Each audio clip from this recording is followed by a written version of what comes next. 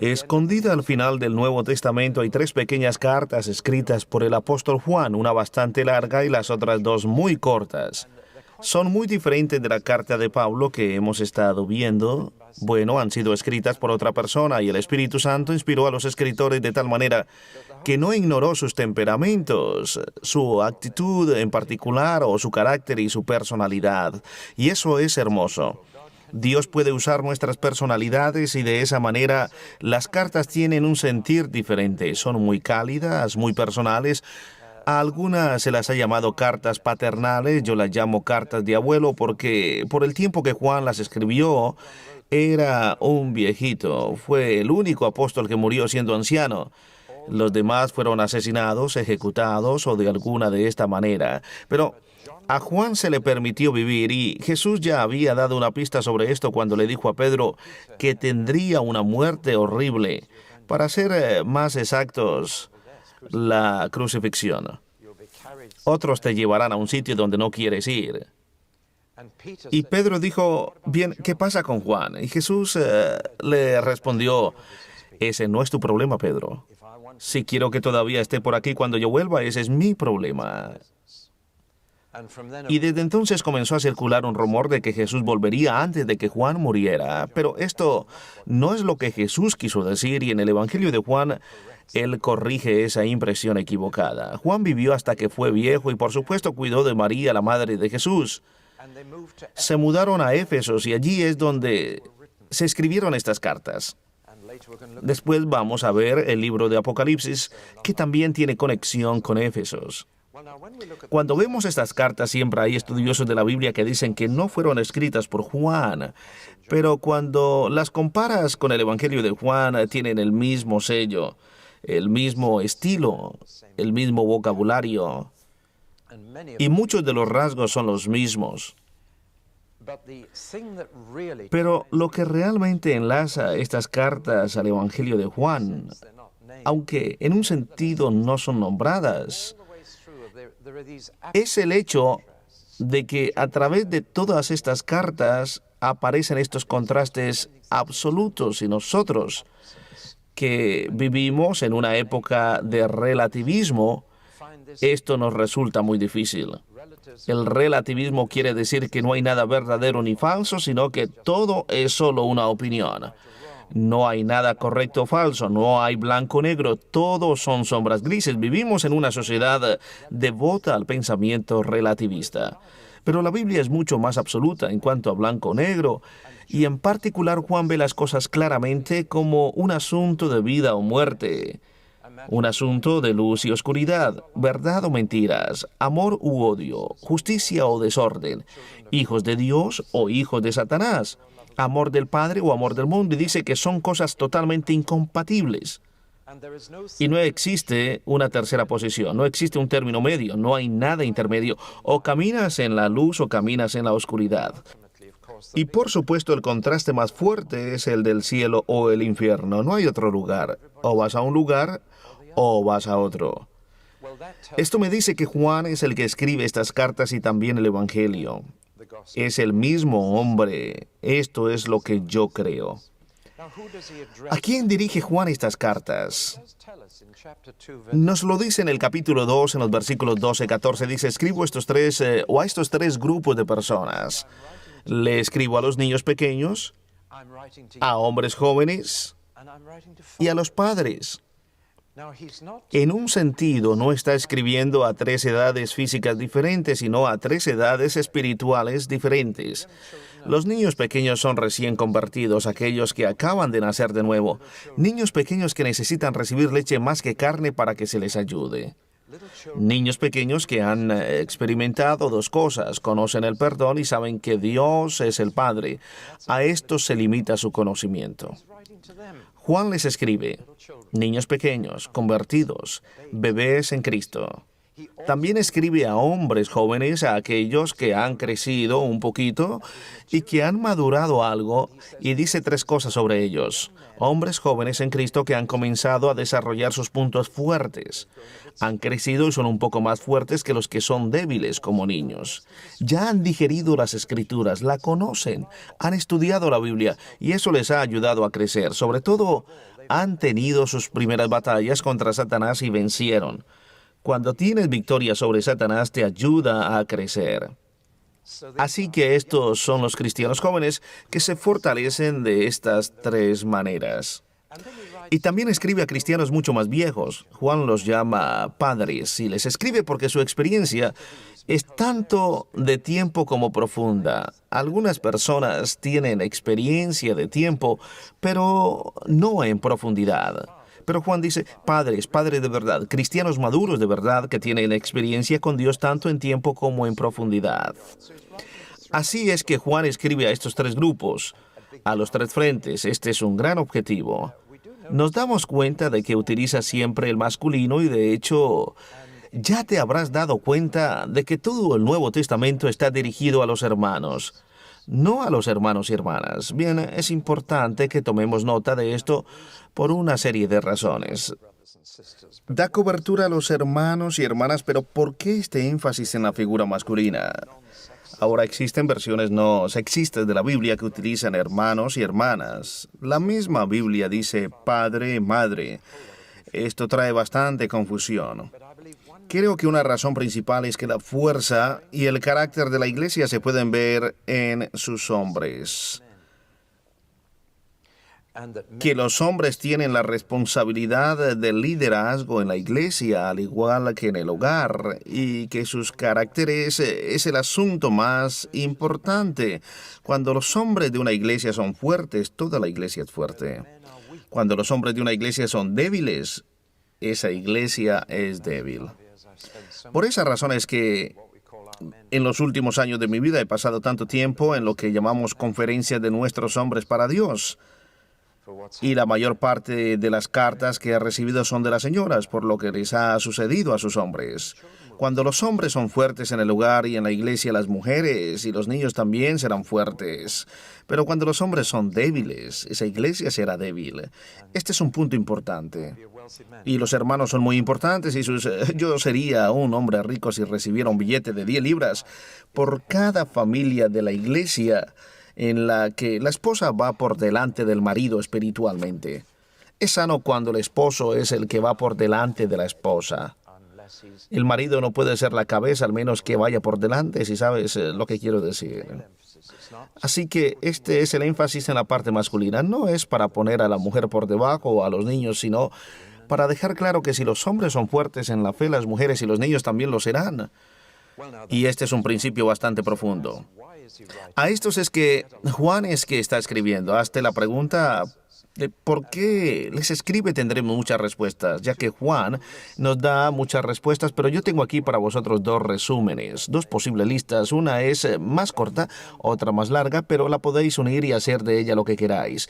Por ejemplo, alguien ha dicho que escribe por 4 razones: para que estos 3 grupos de personas puedan ser satisfechas, para que su gozo pueda ser completo, para que puedan estar sin pecado y tener unas vidas fuera de culpa, para que puedan estar a salvo de todas las artimañas del diablo, especialmente de la falsa enseñanza, que es lo que normalmente hace Satanás en la vida de la iglesia, y sobre todo para que ellos puedan tener seguridad.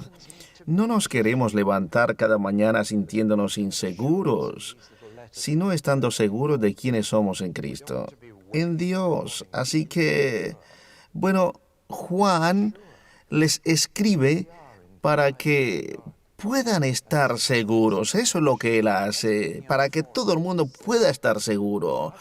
Eso sale de escoger 4 textos. Tengo 5 aquí muy similares. Juan escribe para fomentar la armonía entre ellos, que puedan tener comunión entre ellos, que realmente puedan ser uno.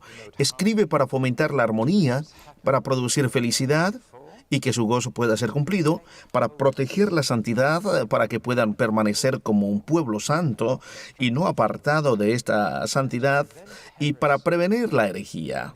Estoy seguro de que estás recibiendo el mensaje a medida que hemos visto las epístolas de Pablo y ahora la de Juan. Nos damos cuenta de que el peligro más grande para la iglesia es la falsa enseñanza y tenemos que estar en constante vigilancia contra esto. Finalmente, para traer esperanza. Juan quiere que estén llenos de esperanza para el futuro, que no estén deprimidos, sino que estén expectantes con entusiasmo por lo que Dios va a hacer. Puedes unir todas esas razones, pero esa está en su corazón.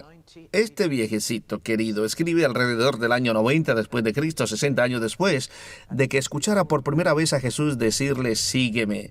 Ahora es anciano. Puedo verlo con una larga barba diciendo, niñitos, jóvenes y padres, soy vuestro abuelo en la fe. Y quiero que estéis satisfechos y seguros de quiénes sois.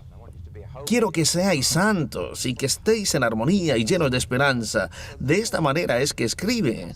El estilo de escribir estas cartas viene de un corazón pastoral muy tierno. Intentemos ahora sacar un patrón de las cartas. No es fácil porque no hay un orden. Cuando intentas hacerlo y le pones una estructura, es casi imposible analizarlas. Juan va en círculos. Su forma de pensar es, como decimos, cíclica, más que lineal. Y yo soy un hombre lineal. Me gusta la estructura de A, B, C, D. Ya saben que me gusta ver el progreso de un argumento y me gusta analizar. Pablo es muy bueno en esto. Tenía una mente legal y me gustan los argumentos lineales. Así que me pierdo un poco cuando me encuentro con un hombre que piensa en círculos y da vueltas y vueltas a los mismos temas y se mantiene volviendo al tema y después lo termina de nuevo. ¿Por qué piensa en círculos en lugar de en líneas? Para comenzar, Juan era un pescador, no es un abogado como Pablo, es un pescador de hombres y los pescadores de hombres van de una cosa a otra. No era un hombre educado, no se le enseñó a pensar de esa manera.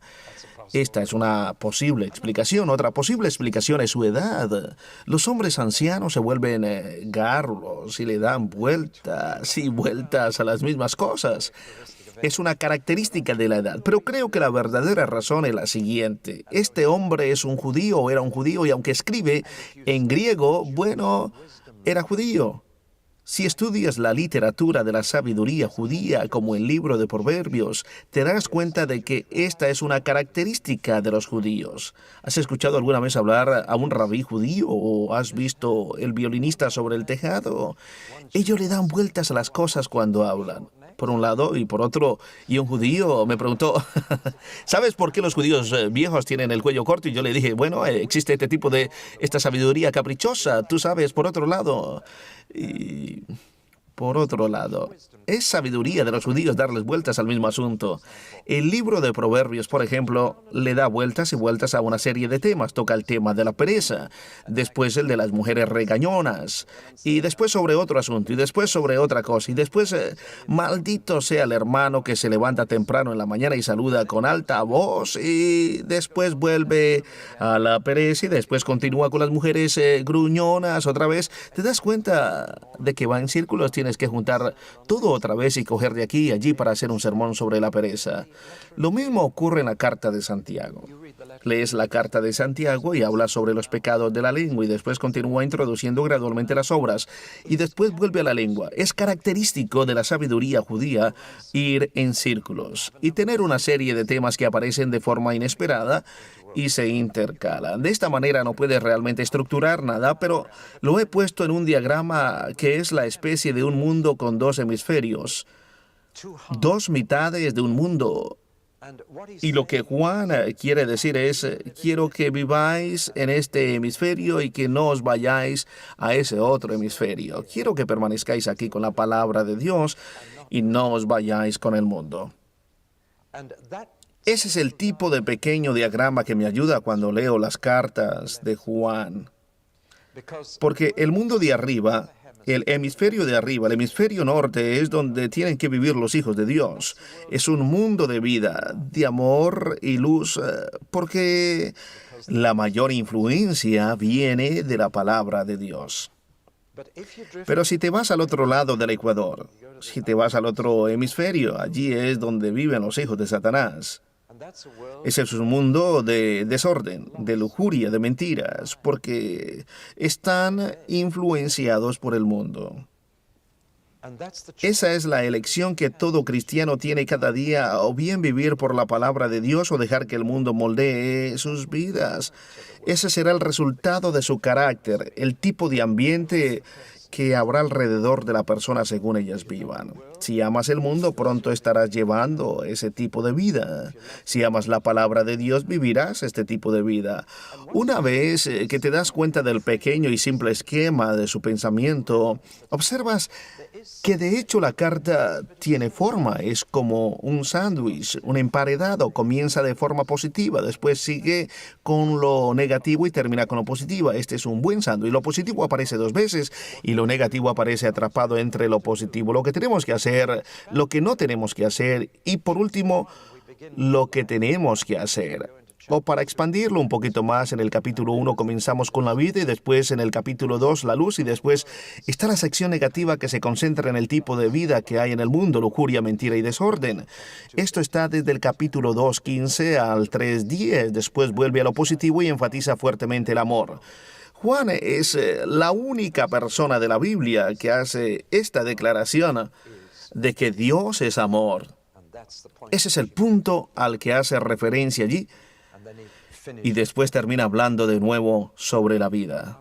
Ahora, me pregunto, si te das cuenta de la revolución, que es decir, que Dios es amor. Ninguna otra religión del mundo ha dicho jamás eso. Y de hecho no puede, ni siquiera el judaísmo pudo decirlo. El judaísmo puede decir que Dios nos ama, pero esto es algo diferente. Decir que Dios es amor significa que Dios es más que una persona, porque tú no puedes ser amor por ti mismo. ¿Entiendes eso? Solo porque sabemos que Dios es el Padre, el Hijo y el Espíritu Santo, podemos decir que Dios es amor. Antes de cualquier existencia estaban el Padre, el Hijo y el Espíritu Santo, y el Padre amaba al Hijo, y el Hijo amaba al Espíritu, y el Espíritu amaba al Hijo, y el Hijo amaba al Padre, y los tres se amaban entre sí. Dios es amor, lo que quiere decir que Dios es más que una persona. Para el judaísmo, Dios es solo una persona, por tanto no puede ser amor. ¿Entiendes? Qué declaración tan extraordinaria. Es decir que Dios es amor y al mismo tiempo decir que solo hay un Dios. Solo puedes decir que Dios es amor si crees que Dios es 3 en 1. De otra manera, Él no puede ser amor. Solamente podrías decir que nos ama, pero cuando no había un nosotros para amar, ¿cómo podía Dios ser amor al menos que fuera 3 en 1 en perfecto amor? Alguien me preguntó una vez que por qué nos hizo Dios y le contesté, bueno, Él tuvo un hijo y le amó tanto que quiso tener una familia mayor y le dije que no podía simplificarlo más. Él quería compartir el amor que ya tenía con un círculo más amplio. Por eso es por lo que quiso hacer muchos hijos. Así es como ocurrió todo. Bien, esto es una especie de resumen. Bien, tenemos muchas cosas de las que hablar, así que movámonos rápido.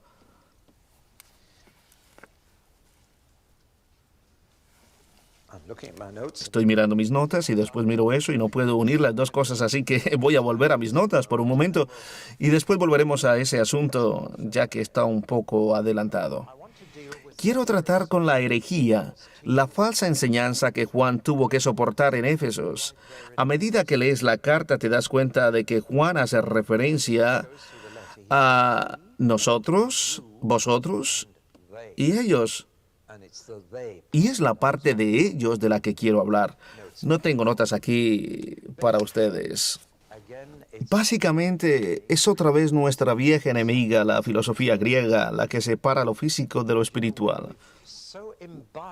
Tú sabes que nosotros nos empapamos de este concepto de separación, este concepto desintegrado de la vida. Viene de los griegos, que tengamos las palabras sagrado y secular. Nunca encontrarás esta distinción en la Biblia. E incluso los cristianos me dicen, tengo un trabajo secular, pero te digo que no te encuentras en ese tipo de cosa, al menos que sea algo inmoral o ilegal.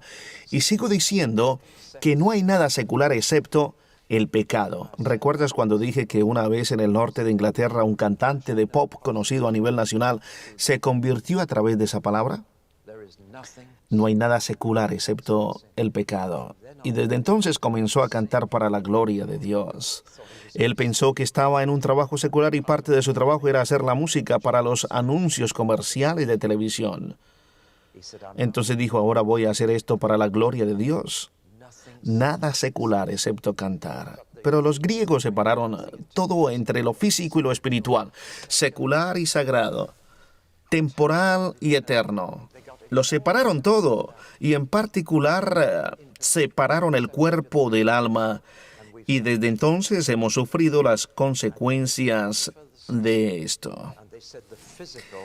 Después dieron un paso más y dijeron que lo físico es lo malo y lo espiritual lo bueno, el cuerpo es malo y el alma es buena, y de esta manera le dieron la impresión a las personas de que todo lo físico es de alguna manera sucio o pecaminoso.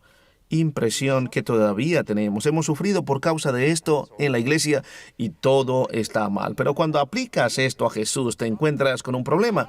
¿Cómo podría ser Dios un hombre? Es imposible. Dios es eterno y el hombre está limitado al tiempo. Dios es espiritual y el hombre es físico. ¿Cómo podría Dios ser un hombre sobre la tierra? Y por supuesto esto afectó la misma raíz de nuestra fe cristiana. Y tomó muchas formas diferentes. Una de ellas fue que Jesús solo apareció en la carne, que su carne no era real, que era simplemente una aparición. Es una herejía llamada esteticismo, que significa simplemente ponerse una máscara, aparentar. Y una de las cosas que Juan dice en esta carta es que si escuchas que alguien dice que Jesús no ha venido en la carne, sabes que es de Satanás. De hecho, a un nivel más profundo, ellos hacían lo que la nueva era está haciendo justo ahora. Separaron el Jesús humano del Cristo divino. Esta es una herejía del tiempo de Juan que de nuevo se enseña hoy día.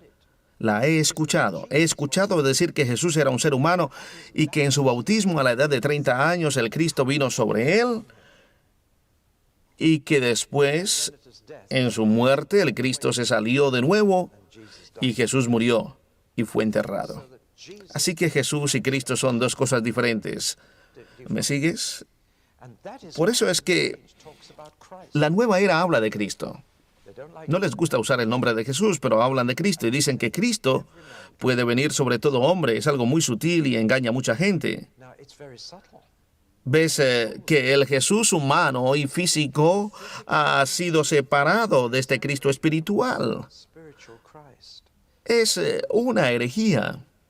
Jesucristo fue una persona, física y espiritual, divina y humana, en el tiempo y en la eternidad. Pero los griegos hacen esta separación. Una de las declaraciones favoritas de los griegos era que Dios está fuera de tiempo, que no tiene tiempo. La Biblia nunca dice eso, la Biblia dice que Dios es eterno. Eso es algo muy diferente. El tiempo es algo real para Dios. Dios es el Dios que fue, que es y quien vendrá, porque el tiempo está en Dios. No es tanto que Dios está en el tiempo, sino que el tiempo está en Dios. Los griegos separaban a Dios enteramente del tiempo. Te sorprendería ver la cantidad de cristianos que piensan que cuando vayamos al cielo saldremos del tiempo. No, vamos a tener vida eterna. El tiempo será extendido de forma infinita. El tiempo es real en Dios y el tiempo es real en la Biblia. Por tanto, la historia es de Dios. Así que esta es la herejía con la que tuvo que luchar Juan. La separación del Jesús humano del Cristo divino. Así que si alguien dice que Jesús no ha venido en la carne, ese no es de Cristo. De acuerdo a sus creencias, esto era lo que sucedía. Juan tuvo que decir que cuando Cristo vino, era un ser humano de verdad. Juan dijo, nosotros le vimos, le tocamos, le escuchamos. Los tres sentidos más fuertes, la vista, el oído y el tacto. Juan enfatiza a aquel al que vimos, escuchamos, tocamos con nuestras propias manos, y Juan se había recostado sobre el pecho de Cristo, puso su cabeza sobre el pecho de Jesús y dijo, bueno, yo toqué a Dios. Tan real como eso. La encarnación es fundamental. ¿Ves? Supongo que lo que la gente piensa sobre Cristo es fundamental. Alguien lo presentó en un pequeño poema. No estoy seguro si está bien, pero puedes corregirme. Lo que piensas de Cristo es la prueba final. Si no piensas correctamente sobre Él, no puedes estar bien en los demás. Todo se reduce a lo que piensas de Jesús. ¿Te has dado cuenta de que Jesús es totalmente divino, totalmente humano? Que en Él lo físico y lo espiritual están completamente integrados. El otro mundo y este mundo se han encontrado completamente. Y la idea griega de que existe una separación entre el tiempo y la eternidad, entre lo espiritual y lo físico, se rompió cuando la palabra se hizo carne y vivió entre nosotros y contemplamos la historia. Juan vio su gloria y dice que vimos su gloria, y ciertamente lo vieron en el monte de la transfiguración. Fue al Jesús humano que ellos vieron glorificado. No fue una aparición espeluznante. Por supuesto, una vez que separa lo físico de lo espiritual, eso no solo afecta tus creencias sobre Jesús, sino también tu comportamiento cristiano. Y esa idea griega de que la salvación no tiene nada que ver con lo que haces con el cuerpo, te digo que esa idea está en muchas de las personas dentro de la iglesia. Hay personas en la iglesia que sabemos que tienen vidas bastante inmorales, pero dicen ser espirituales por lo que hacen con sus cuerpos y dicen que no tienen nada que ver con sus almas. ¿Ves? Esto es lo que hace el pensamiento griego. Vives en dos comportamientos diferentes. O más bien en dos compartimientos diferentes. Tu cuerpo vive en un compartimiento y tu alma vive en otro y nunca se van a encontrar. Creo que sabes de lo que estoy hablando. Esto es común y Juan tuvo también que escribir contra esto.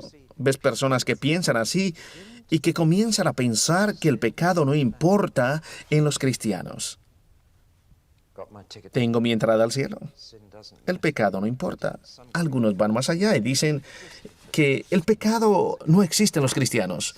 Hay un tipo de perfeccionismo que dice que en cuanto a Dios se refiere no tengo pecado. ¿Ves? Creo que uno de los más grandes errores que la gente comete cuando se convierte a Cristo es pensar que sus pecados futuros son perdonados cuando vienen a Cristo. No, solo tus pecados pasados son perdonados cuando vienes a Cristo. Necesitas seguir recibiendo perdón por los pecados que cometas después. Y Juan tiene que decir, recordándole a los cristianos, si seguimos confesando nuestros pecados, Él es fiel y justo para perdonarnos, y la sangre de Cristo nos limpiará de toda injusticia.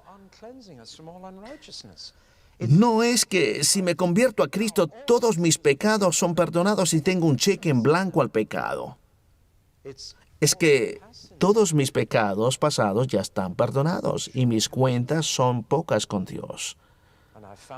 He descubierto cómo tratar con el pecado. Lo confieso a Dios y Él me perdona. Pero solo si continúo confesando mi pecado. ¿Entiendes ahora? Una vez más, esta es una enseñanza que se necesita bastante hoy en día en la iglesia. Necesitamos la carta de Juan. Ese tipo de pensamiento griego no solo lleva al desorden en la iglesia y a la inmoralidad, lleva a un elitismo espiritual que piensa que los cristianos están por encima de las reglas normales del bien y el mal. Pablo dice, ¿cómo te atreves a condenar a otros si tú haces lo mismo? ¿Crees que escaparás? Dios es absolutamente justo, no pasa por alto el pecado en los no creyentes. Y no pasa por alto el pecado en los creyentes, pero está esperando perdonar. Límpiate del pecado y trata con él. Ese es el tipo de trasfondo. De hecho, lleva una arrogancia mental combinada con una decadencia moral, y esa es una combinación muy peligrosa en la iglesia. Sigamos adelante. ¿Ves que Juan quiere que los cristianos estén seguros de que son cristianos? que tengan confianza. Y por eso dice que los hijos del Padre reflejan el carácter del Padre. Si Dios es luz, sus hijos reciben la luz y caminan en ella. Si Dios es amor, entonces sus hijos expresarán amor. Y si Dios es vida, entonces sus hijos disfrutarán de vida. Esto comienza a decirte algo. ¿Cómo sabes quién es hijo de su padre? Bien, hay un parecido familiar. ¿Cómo sabes quién pertenece a Dios? Ellos reciben la luz y expresan el amor y tienen una vida duradera, porque así es Dios y sus hijos son como Él. Pero después Juan entra en mucho más detalle y da 4 pruebas de cristianismo verdadero. 4 pruebas fuertes que trata con mucho cuidado y minuciosamente. No tenemos tiempo de verlas en detalle, pero quiero darte la clave para que puedas ir a la carta de Juan y ver de qué se trata. La primera es la prueba doctrinal. Y cada cristiano verdadero debe pasar esta prueba. ¿Cómo piensas de Cristo? Y si tiene esa idea poco firme de que no está seguro de si el Jesús humano es el Cristo de naturaleza divina, o si es totalmente divino y humano al mismo tiempo, entonces no pasas la prueba. Un cristiano verdadero primero debe pasar la prueba doctrinal. Si no está en herejía en cuanto a Jesús, y hay mucha gente en la iglesia que piensa que Jesús es un gran ser humano que respondió a Dios mejor que cualquier otra persona, pero esa no es la prueba doctrinal. Eso es herejía. Jesús es tanto Dios como hombre, completamente las dos cosas. El mismo Dios del mismo Dios y hombre del mismo hombre. Esa es la primera prueba. Si no crees eso, entonces no pasa la primera prueba. La segunda prueba es la prueba espiritual. Sabemos que somos hijos de Dios porque nos ha dado su espíritu y es el espíritu que mora en nosotros que da testimonio a nuestro espíritu de que somos hijos de Dios. Sin el Espíritu Santo no pasa la segunda prueba porque es el espíritu el que te dice que tú eres hijo de Dios y lo sabes. Déjame que añada algo aquí. Algunas personas intentan asegurarse con una palabra de las Escrituras, pero la Biblia nunca hace eso. Quiero decir que aquí hay una palabra horrible para ti. Por asilagismo de las Escrituras. Por una deducción de las Escrituras. En términos sencillos, la Biblia lo dice, entonces yo lo creo y eso lo establece. ¿Has escuchado ese tipo de cosa? El intentar probar a las personas que son cristianas llevándolas a un texto de las Escrituras. Así no es como funciona en el Nuevo Testamento. La seguridad viene del Espíritu más que de las Escrituras. Y esto lo vemos en el Nuevo Testamento. Puedes intentar probar que eres cristiano citando algunos textos, pero es el Espíritu el que te dice que eres cristiano, no las Escrituras. Es la prueba espiritual. Sabemos que somos sus hijos porque nos ha dado su Espíritu. Y si sabes que tienes el Espíritu Santo, entonces has pasado la segunda prueba. Si no tienes el Espíritu, entonces todavía estás en posesión del diablo. Y estás sujeto a ser poseído por sus espíritus malignos. La tercera prueba es la prueba moral.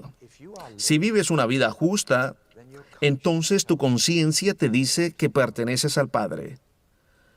Se te dio la conciencia como parte de tu seguridad. Y con una conciencia clara sabes si estás llevando una vida justa y si vives como Dios quiere que vivas. Entonces, en términos bíblicos, estás practicando la justicia. Si estás manteniendo las leyes de Dios, entonces esa es la prueba moral que confirma que eres su hijo.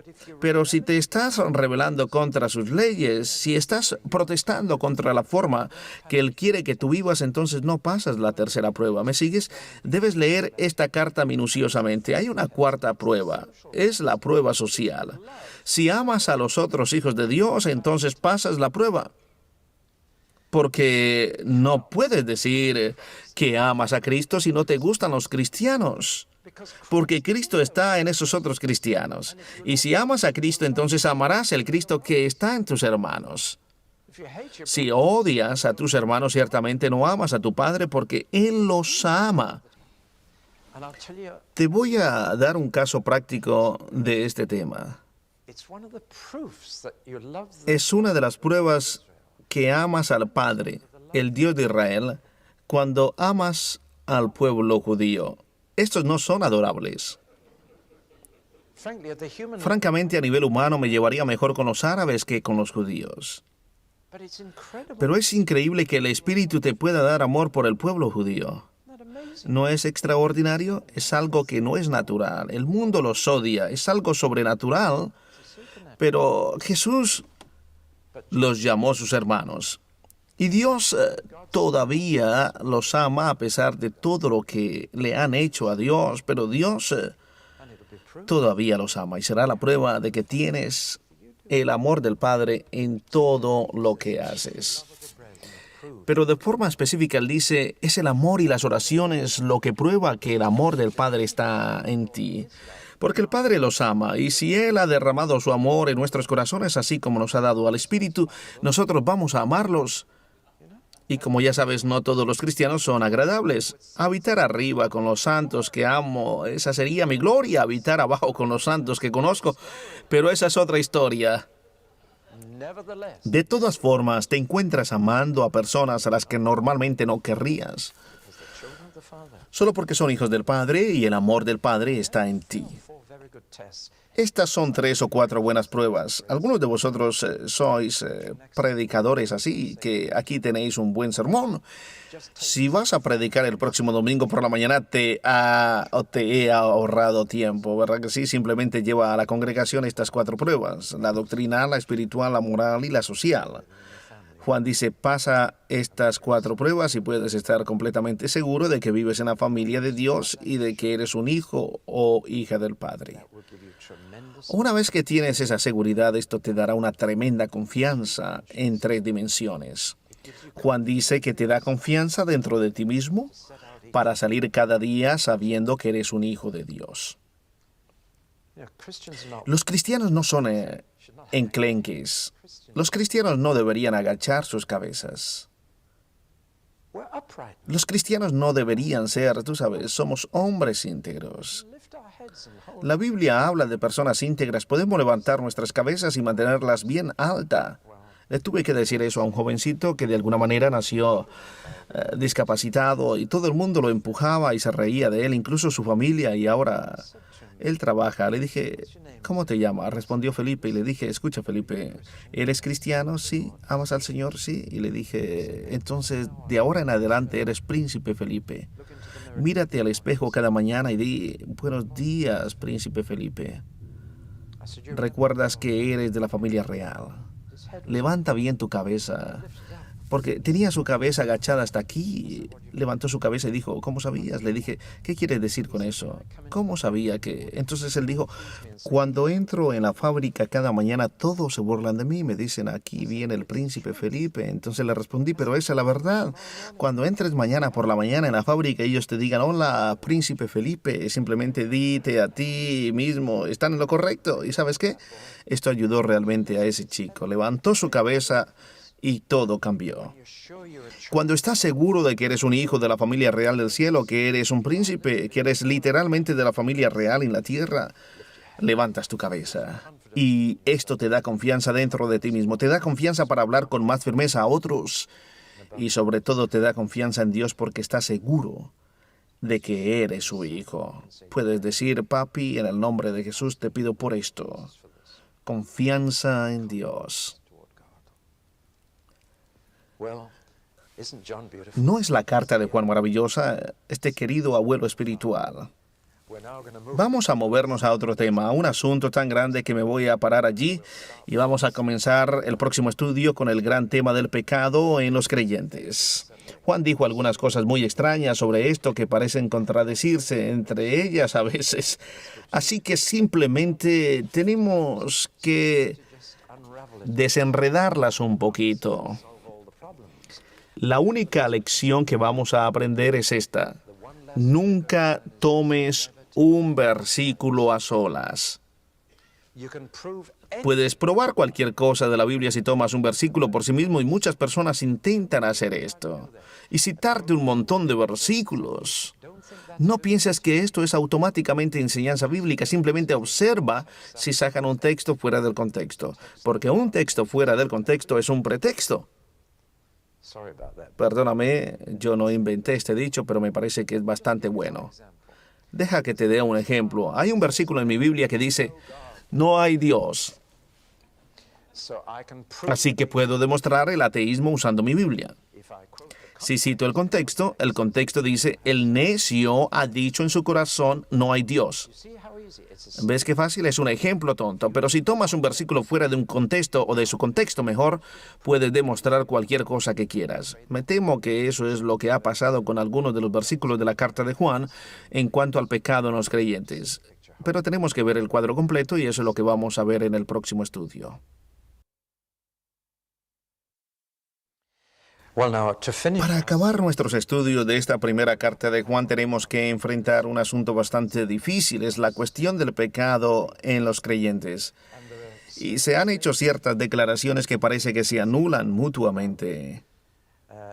En algunas declaraciones Juan asume que los creyentes van a pecar. En otras declaraciones dice que no pueden pecar.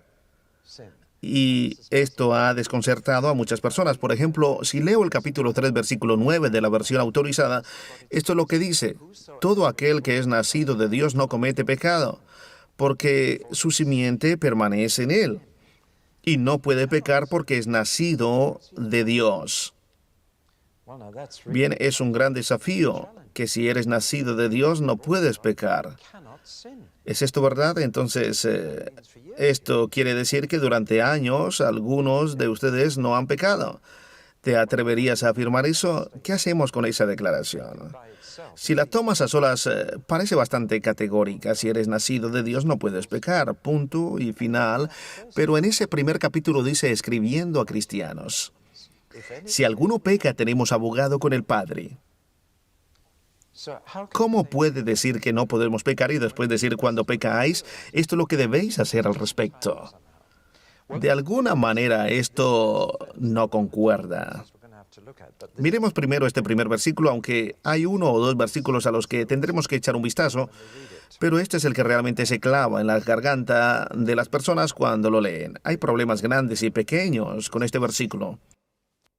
El problema mayor ¿es esto verdad? No dice simplemente ellos no pecan, esa es la primera declaración del versículo, ellos no pecan. Entonces continúa y dice que no pueden pecar porque la semilla, literalmente la palabra aquí es espermatos, esperma, porque el esperma de Dios permanece en el cristiano, así que no pueden pecar.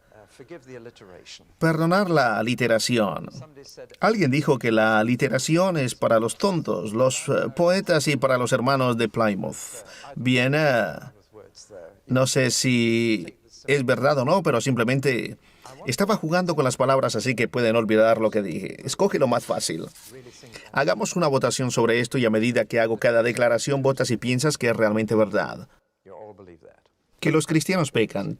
Todos creen que esto es indiscutible, absolutamente cierto, o es inevitable. Los cristianos pecan. ¿Cuántos piensan que es verdad?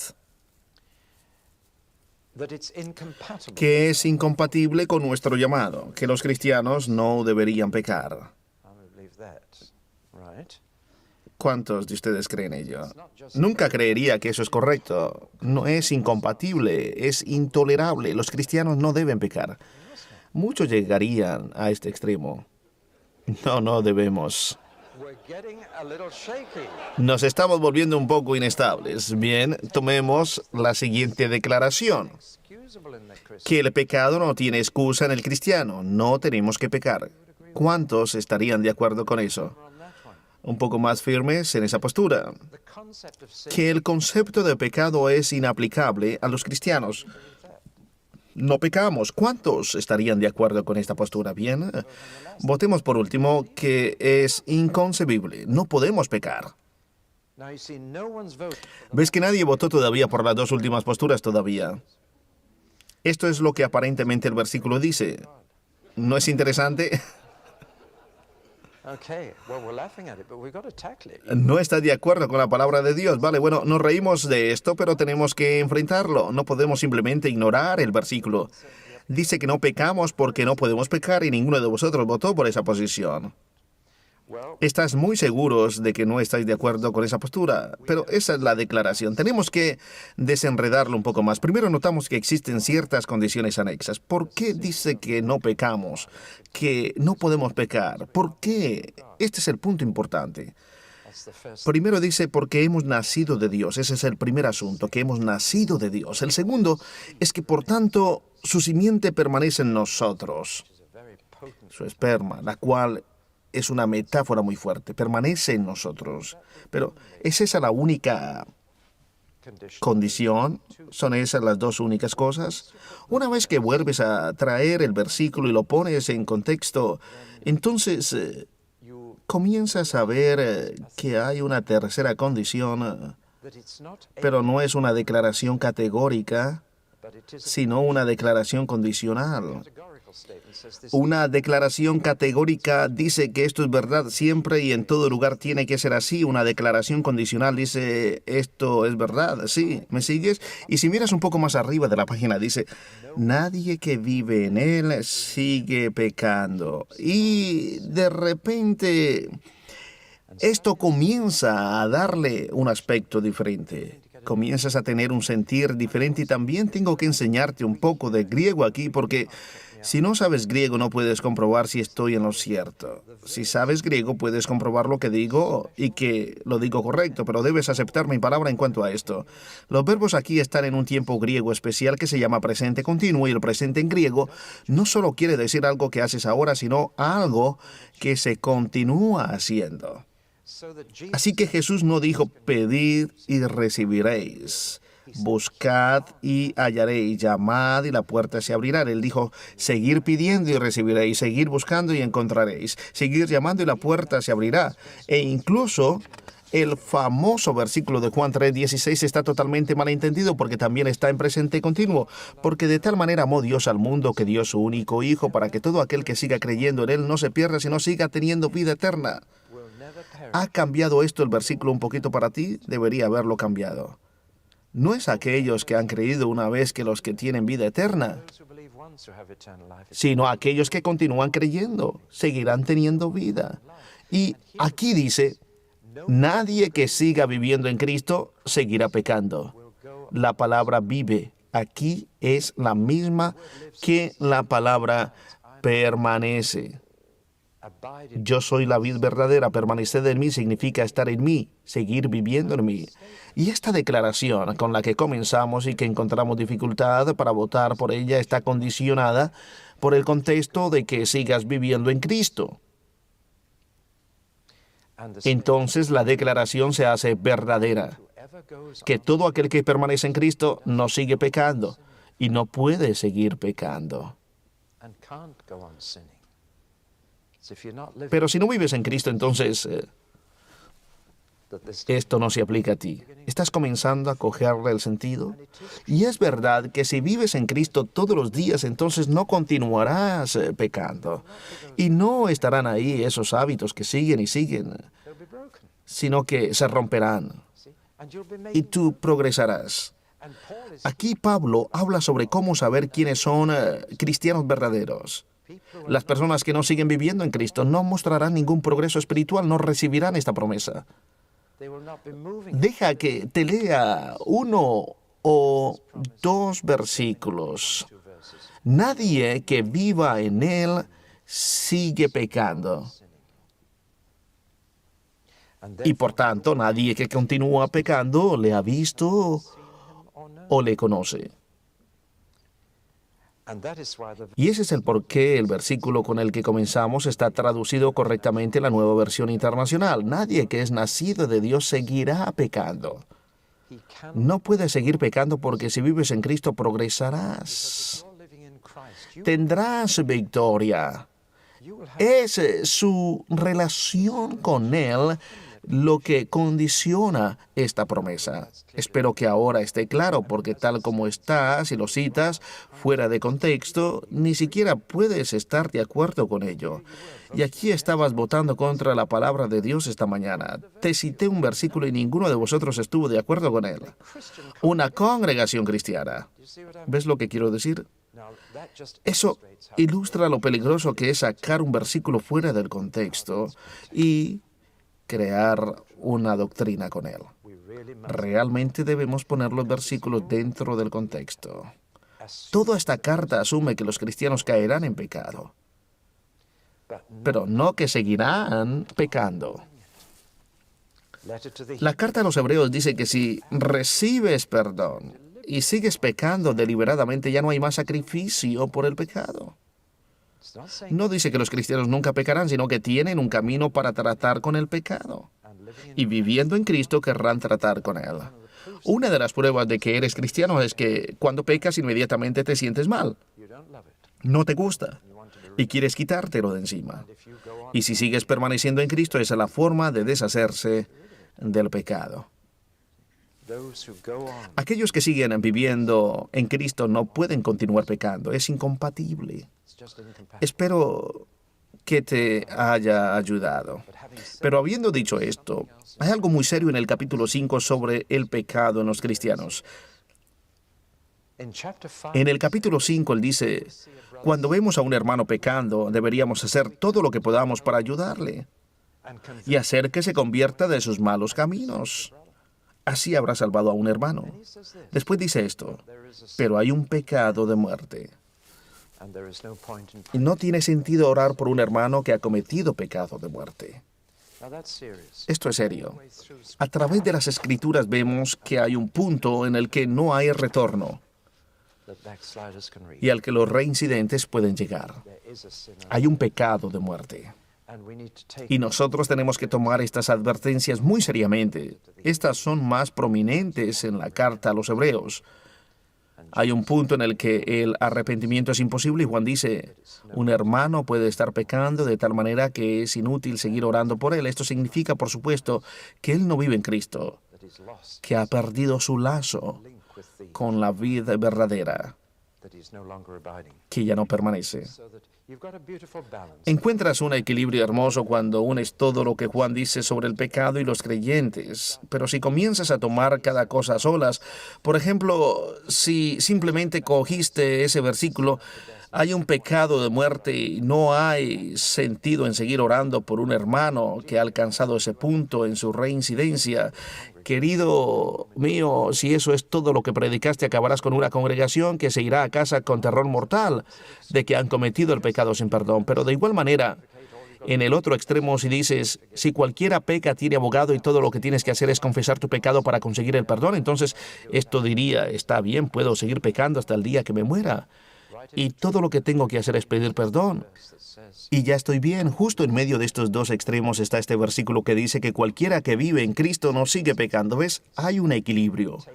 Une lo que Él dice sobre el pecado y los creyentes y tendrás una actitud equilibrada y no te convertirás en un neurótico por un lado o por el otro lado, en un complaciente, sino que será el temor sano de Dios que te mantendrá en Cristo. Bueno, espero que te haya ayudado un poquito. No puedo decir que te haya respondido a todo y estoy seguro de que todavía tienes algunas preguntas sin contestar, pero de todas formas, el pecado en los creyentes es algo serio. Si Dios es luz, entonces tenemos que caminar en la luz. Si Dios es amor, tenemos que caminar en amor. Y si Dios es vida, tenemos que vivir en Él. Acabemos con la primera carta de Juan porque quiero ir a la segunda y tercera carta, pero voy a comenzar de una forma poco corriente.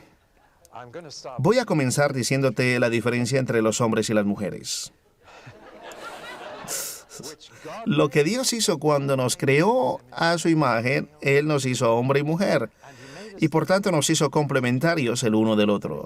Es asombroso ver cómo los aspectos fuertes de la masculinidad se corresponden con los aspectos débiles de la feminidad. Y viceversa. ¿Y cuánto nos necesitamos el uno al otro? Este diagrama lo he puesto por esa razón. Cuando hablo sobre las diferencias entre los hombres y las mujeres, hablo sobre la diferencia entre el hombre medio representado por ese círculo y la mujer media. Pero la masculinidad está en un espectro, o mejor, en un espectro, y todos los hombres no son una media, ni todas las mujeres son una media. Así que habrá un punto en el que haya coincidencia entre los dos. Por tanto, en cualquier declaración que yo haga, estoy seguro de que encontrarás excepciones. Por ejemplo, si digo que los hombres son más altos y las mujeres más bajas, ¿es verdad? No. Pero puedo ver aquí mujeres que son más altas que yo. Pero la media masculina es más alta que la media femenina. ¿Me sigues? Así que no vengas y digas, bueno, estás equivocado porque sé de una excepción a eso que estás diciendo.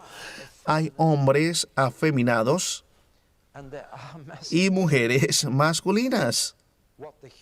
En lo que se equivoca el humanista es en asumir que esto es un espectro, un tipo de hombre y un tipo de mujer y un tipo de mezcla en el medio como si todos fuéramos uno.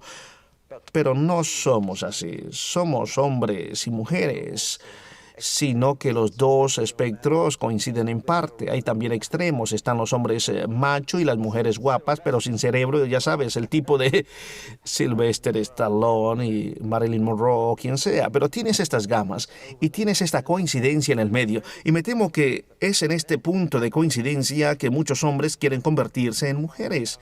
Ya en este país hay 25,000 hombres que son mujeres. Pueden hacerse el cambio gratis en el servicio de la seguridad social. Entra una fuerte confusión y muchas mujeres quieren ser como los hombres. Y al final lo que tenemos es una gran presión feminista. Dios hizo las diferencias y necesitamos entenderlas para entender la segunda y la tercera carta de Juan. ¿Lo puedes creer? Porque la segunda carta de Juan es la única carta en el Nuevo Testamento que se dirige a una mujer, y después la tercera carta de Juan es casi idéntica, pero está dirigida a un hombre, pero dicen cosas opuestas, aunque tienen el mismo tema. Esto es porque una está dirigida a una mujer y la otra a un hombre, por lo tanto son bastante diferentes. Veamos algunas de estas diferencias. Cuando miras a los hombres, tienen un aspecto angular y las mujeres curvadas, obvio, ¿no? Pero podría encontrar incluso en esta reunión a algunos hombres que tienen aspecto curvado y puede ser que algunas mujeres tengan aspecto angular. Los hombres tienen un cerebro analítico y las mujeres son más intuitivas. Es bastante irritante cuando mi esposa llega a la misma conclusión que yo, pero ella llega 6 semanas antes que yo. Es bastante irritante, pero la intuición es otra parte del cerebro. Es mucho más fuerte en la mayoría de las mujeres, mientras que a los hombres les gusta sentarse y hacer un estudio de tiempo, emoción sobre el asunto y pensarlo bien. Los hombres pueden pensar de forma más abstracta, referente a ideas. Las mujeres piensan en términos más concretos de una situación real.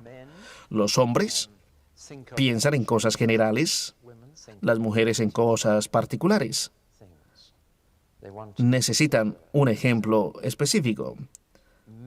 Los hombres, y aquí venimos a las dos o a una de las dos diferencias más grandes, los hombres son orientados a una meta, tienen que vivir por un objetivo, viven para el futuro, trabajan constantemente por un objetivo, mientras que las mujeres, aunque hay excepciones, están orientadas hacia las necesidades. Un hombre está completo si tiene una meta por la que luchar, la mujer está completa si tiene una necesidad que satisfacer. Y la diferencia más clara es que los hombres están, por tanto, más interesados en las cosas y las mujeres en las personas. Un grupo de hombres que se reúne hablará sobre motos y coches y ese tipo de cosas, mientras que las esposas se reúnen para hablar de sus esposos y de cuánto nos necesitamos unos a otros. Voy a mencionar otra diferencia que no es estrictamente relevante, pero es importante saber. Y es que un hombre puede vivir en compartimientos separados en su vida, se puede dividir, puede separar sus pensamientos de sus sentimientos, mientras que la mujer piensa como una persona completa. Por eso es que un hombre se puede enamorar de más de una mujer al mismo tiempo, mientras que una mujer se puede enamorar solo de un hombre al mismo tiempo. Esta es parte de la tentación que los hombres tienen que enfrentar y que las mujeres necesitan entender.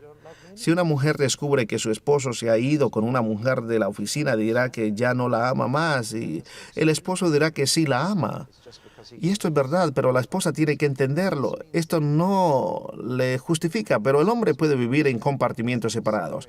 Esto quiere decir que los hombres tienen la responsabilidad de la disciplina porque pueden separar sus sentimientos de sus pensamientos y pueden ser más objetivos en situaciones que necesitan ser confrontadas y castigadas. Creo en la pena capital y la gente dice, ¿Podrías presionar el botón y podrías tirar de la palanca? Yo digo que sí, creo que sí podría, pero nunca le pediría a mi esposa que lo hiciera, ¿ves? Esa es una de las razones por la que se le da a los hombres la responsabilidad de la disciplina en el hogar y en la iglesia. Bueno, todo esto es parte de las conferencias de hombres para Dios, pero es a causa de esta diferencia que los hombres están más preocupados con la verdad y las mujeres con el amor. Y el peligro de los hombres es que ponen demasiado énfasis en la verdad y poco interés en el amor. Y el peligro de las mujeres es que ponen poco interés en la verdad y demasiado en el amor. Y la segunda y tercera carta de Juan encajan perfectamente en este modelo. Así que vamos a verlas. Pero lo que he dicho no es más que un trasfondo general. Tenemos la segunda y tercera de Juan. Y el tema principal de ambas carticas aparecen en una página de A4, exactamente el tamaño de una hoja de papiro, y ambas se centran en el tema de la hospitalidad. La hospitalidad era un tema muy importante en la iglesia primitiva porque los cristianos no eran bienvenidos en otros lados. Se tenían que cuidar unos a otros. Otros cristianos viajaban y también había ministerios viajeros. La iglesia necesita ministerios locales y viajeros.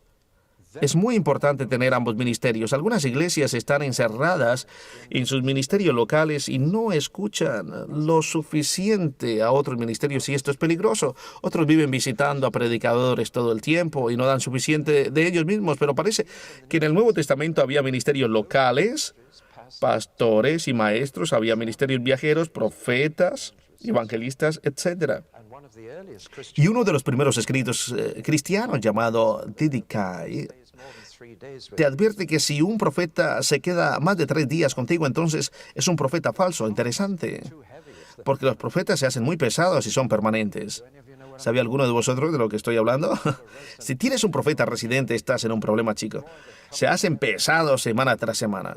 Sabes que ese es el Señor que ya conoces. Es tan pesado que después de un tiempo dejas de prestar atención.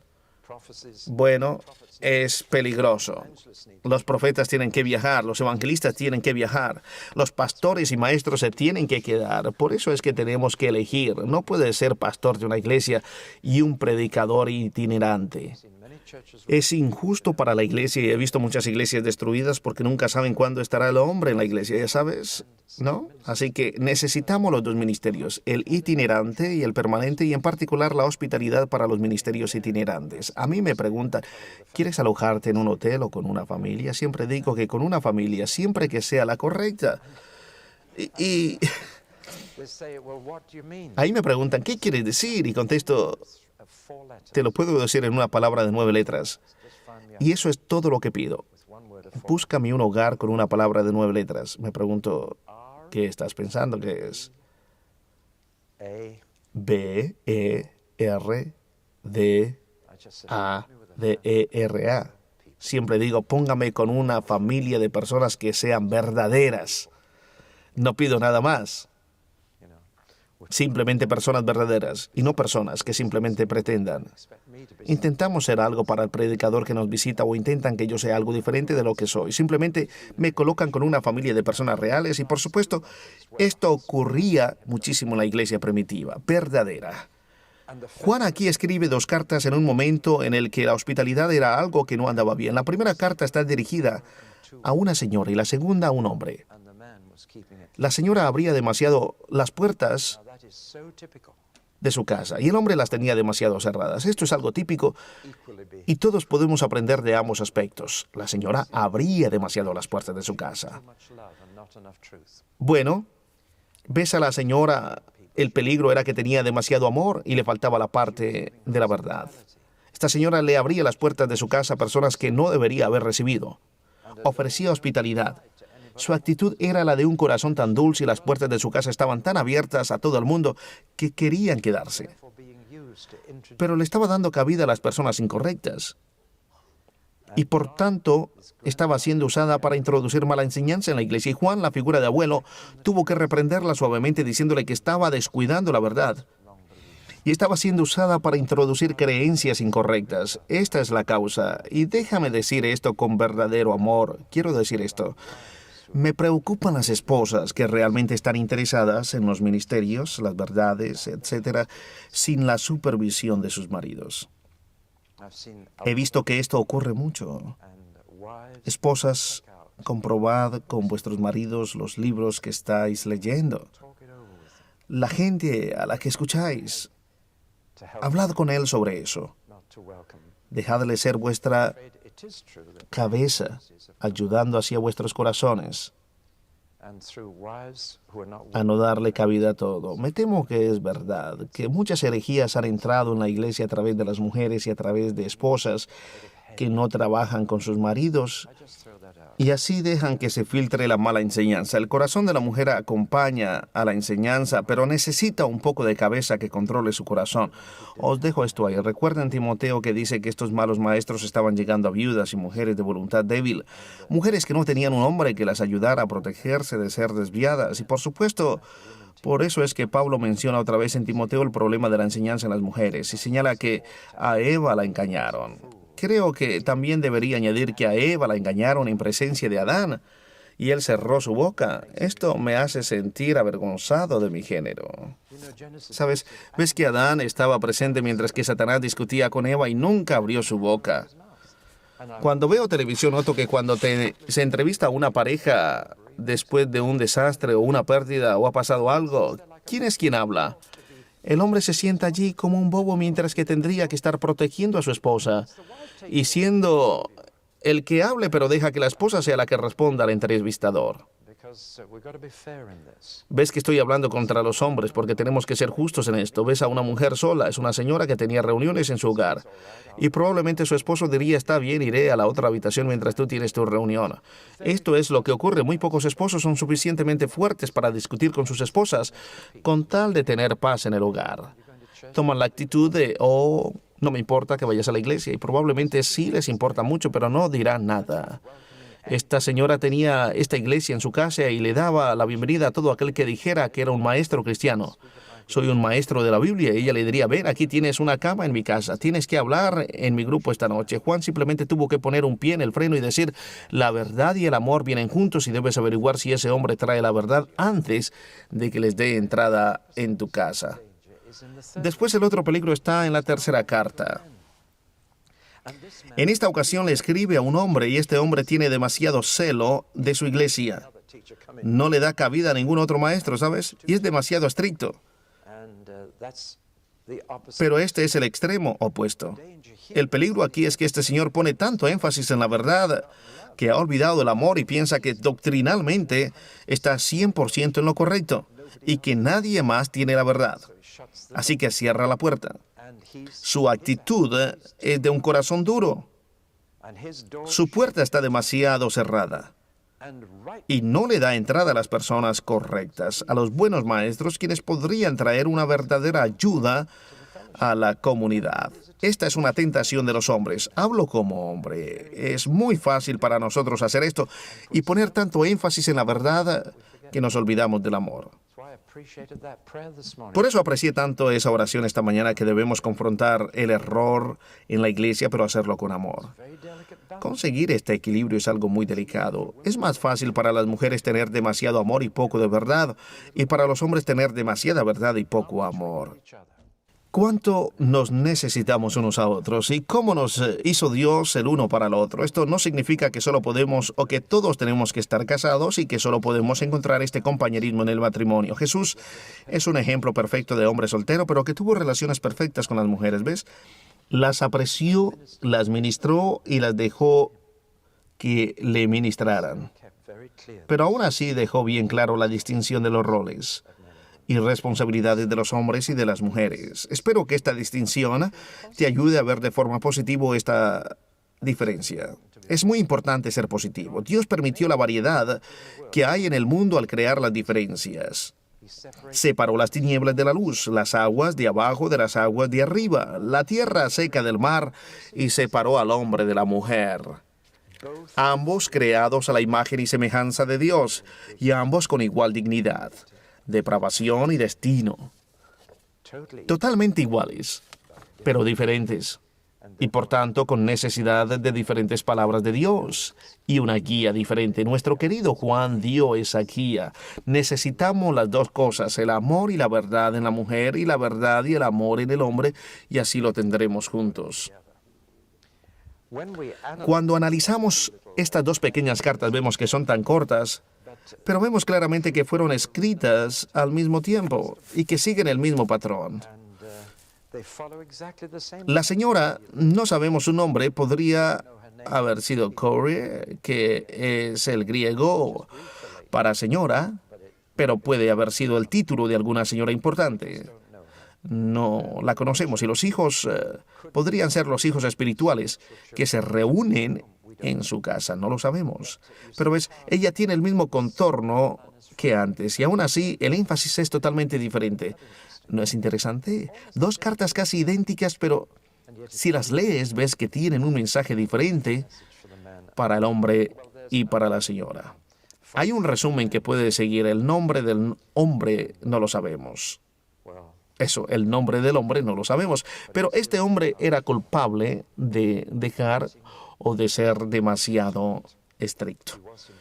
Me temo que era él mismo, su nombre era Diótrefes, era un charlatán, despótico, testarudo, y me temo que tenía ansia de poder, era celoso de su comunidad y no quería que otros maestros vinieran a distraer la atención de su liderazgo. Le dijeron que recibiera a Demetrio, un hombre conocido y del que daban testimonio, pero ¿qué pasó? Fue expulsado de la iglesia por Diótrefes.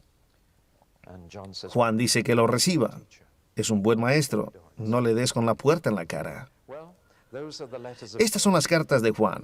Déjame acabar contándote dos historias sobre Juan cuando ya era anciano. Las conocemos de los archivos de la iglesia y revelan el equilibrio de Juan entre la verdad y el amor. Él fue un modelo en el unir estas dos cosas. Juan apostó por la verdad, no comprometería a la verdad. Ya sabes esto de su primera carta, si alguien dudaba sobre la identidad de Cristo, entonces Juan se le echaba encima, pero al mismo tiempo era el anciano más amoroso. Se le llamó el discípulo amado y Jesús lo amó.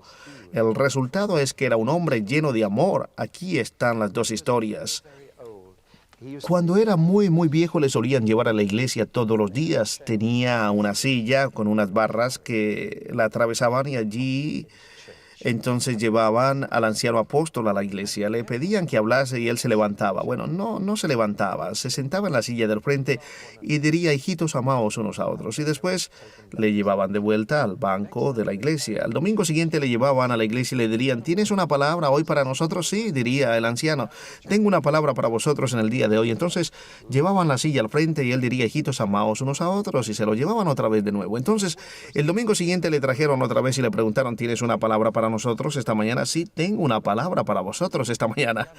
Le llevaban al frente y le diría, hijitos, amaos unos a otros. Comenzaron a pensar que se estaba volviendo senil, siempre era la misma palabra, y le dijeron, maestro, finalmente se cansaron. ¿Sabes? Te cansas de algunas personas cuando siempre dicen lo mismo, ¿no? Había un anciano muy querido en una reunión de oración en el norte de Inglaterra que cada domingo por la mañana oraba, Señor, quítame la telaraña de mi corazón, Señor, quítame la telaraña de mi corazón. Cada domingo por la mañana finalmente un joven gritó, Señor, mata a esa araña, por favor. Bueno, puedes cansarte de la misma cosa dicha por las mismas personas de siempre. Estoy seguro de que algunos de vosotros sabéis lo que estoy hablando en las reuniones de adoración. En las reuniones de adoración. Bueno, hijitos, amaos unos a otros. Al final fueron al anciano y le dijeron, maestro, interesante el título que le dieron, maestro. ¿Por qué siempre dices lo mismo? Él respondió, porque es el mandato del Señor. Y si solo se hiciera esto, entonces es suficiente. ¿No es hermoso? Pero también solían llevarlo a la piscina, a los baños romanos, y lo bañaban de forma regular. Creo que eso es muy bueno. Una vez lo metieron en el agua y vio al otro lado de la piscina a un hombre llamado Sorentos, que era un falso maestro que iba por las iglesias. Entonces dijo, sacadme, sacadme, no quiero estar en el mismo lugar, en la misma agua que ese hombre y tuvieron que sacarlo y llevarlo sin lavar ese día a su casa. Este hombre era el más amoroso, pero la verdad también era importante para él, ¿ves? Ese fue Juan el apóstol, realmente extraordinario porque cuando Jesús se encontró con él era uno de los hombres que, bueno, tenía un temperamento terrible, con más mal temperamento, y Jesús lo llamó Boanerges, una palabra no muy agradable y un nombre no muy bueno, significa hijos del trueno. Jacobo y Juan era una pareja del mal temperamento y Jesús dijo, voy a llamarlos hijos de Boanerges, hijos del trueno, y también era un fanático. Cuando los samaritanos le escupieron atravesando Samaria, él dijo, voy a pedir que baje fuego del cielo, si me das permiso, Jesús, y los quemaremos a todos. Ese es Juan. ¿Qué cambio? Era vengativo y maquinador. Recibió esto de su madre.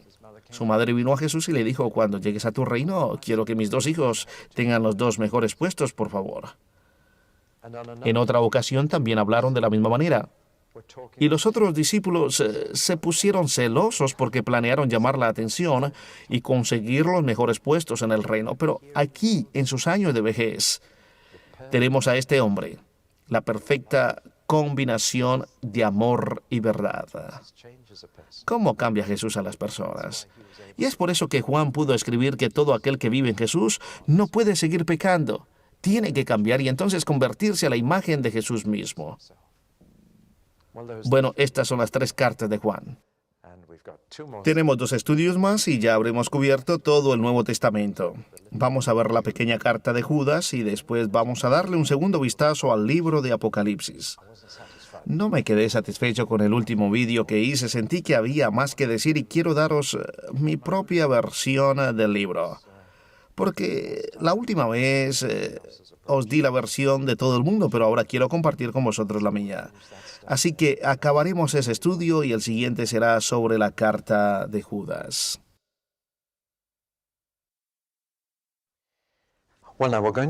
Bien, ahora vamos a ver la pequeña carta de Judas. Porque es tan corta y escondida al final del Nuevo Testamento, muchas personas ni siquiera la leen o se dan cuenta de que está allí, pero es una cartita maravillosa. Voy a comenzar haciendo algo bastante diferente. He parafraseado esta carta intentando extraer su significado de forma más clara en idioma moderno. Y voy a leer mi paráfrasis. En la exposición tenemos el resumen completo de esta carta y quiero que lo sigan a medida que leo. La carta se divide en 2 mitades, del versículo 1 al 16 y del versículo 17 al 25. Aunque de nuevo les recuerdo que Judas nunca puso números a los versículos en una carta. Esta es una división artificial que se le puso después. A veces esto la estropea, pero está dividida en 2 mitades y la primera mitad trata sobre una corrupción muy peligrosa que ha entrado en la iglesia a la que Judas escribe. Yo lo llamo un cáncer en el cuerpo. La segunda mitad, Judas le dice a la iglesia cómo tratar con esa situación de forma delicada, cómo arreglarla, cómo corregir la situación. Las 2 secciones aparecen en ambas partes, pero esa tarjeta en ese final cubre los primeros 16 versículos y esa tarjeta cubre versículos del 17 al 25. Mientras leo esta, es una carta progresiva. Quiero que sus mentes sigan paso a paso el argumento. Esta carta viene de Judas, uno de los esclavos que el rey Jesús compró y hermano de Jacob, al que ya conocen bien. La carta está dirigida a aquellos que han sido llamados del mundo. Ahora son amados en la familia de Dios, su Padre, y que están siendo guardados para ser presentados al Rey Jesús. Que tengáis más y más de la misericordia, paz y amor que ya habéis experimentado. Amados, era mi intención escribiros acerca de la maravillosa salvación que compartimos, pero descubrí que tuve que escribir un tipo de carta bien diferente. Es mi deber animaros a que sigáis en la dolorosa lucha por la preservación de la fe verdadera que se transmitió a los primeros santos una vez y para siempre. Sé de ciertas personas, de las que no doy nombres, que han infiltrado o se han infiltrado entre vosotros, hombres pecaminosos cuya sentencia de muerte ya fue pronunciada hace tiempo. Convierten la libre gracia de Dios en excusa para tener una inmoralidad patente y niegan que el Rey Jesús es nuestro único Maestro y Señor. Ahora quiero recordaros algunas de las verdades absolutas que ya conocéis muy bien, especialmente que Dios es alguien con quien no se puede jugar. Podemos recordar que el Señor sacó de Egipto perfectamente a salvo a una nación entera, pero cuando intervino otra vez todos fueron exterminados, porque estos no confiaron en Él. No fueron sus ángeles más exentos que su pueblo. Cuando algunos de ellos desertaron de su rango y abandonaron su puesto, Él los puso en custodia. Ahora los tiene permanentemente encadenados en las prisiones más bajas y oscuras hasta que les llegue el juicio en el gran día del juicio. De la misma manera, ocurrió a los habitantes de Sodoma y Gomorra, junto con los de las dos ciudades vecinas. Estaban llenos de un libertinaje indecente. Se morían por tener relaciones sexuales anormales, como los ángeles habían hecho. Y el destino que sufrieron en el fuego que ardió por largo tiempo es una advertencia solemne para todos nosotros. A pesar de tales ejemplos en la historia, estas personas que se han infiltrado en vuestra comunidad contaminan sus cuerpos exactamente de la misma manera. Desprecian la autoridad divina y difaman a los ángeles en gloria. Incluso el jefe de todos los ángeles, Miguel, cuyo nombre significa como Dios, no se atrevió a acusar a Satanás directamente de blasfemia cuando estaban discutiendo sobre a quién pertenecía el cuerpo de Moisés, y le pareció bien dejar las acusaciones a Dios. Miguel simplemente dijo: «El Señor te reprenda». Pero estos hombres entre vosotros no dudaron en calumniar todo lo que no entienden, y lo único que entienden probará su perdición al final, porque su conocimiento de la vida proviene solo de sus instintos animales, como las bestias sin capacidad de razonamiento. ¡Qué desastre! Han seguido el mismo camino que Caín. Se han precipitado a caer en el mismo error que Balaam y tienen la misma motivación, el dinero, y el mismo final que Coré en su rebelión. Estas personas tienen el descaro de comer con vosotros en vuestras comidas fraternales de amor, aunque solo están buscando terreno para ellos mismos. Como las rocas que están sumergidas, ellos podrían hundir todo. Son como nubes que pasan tan rápido a causa del viento que no dan lluvia. Son como árboles arrancados en los otoños sin hojas ni frutos, doblemente muertos. Son como las olas salvajes del mar, que remueven la espuma sucia de su propia odiosa deshonra.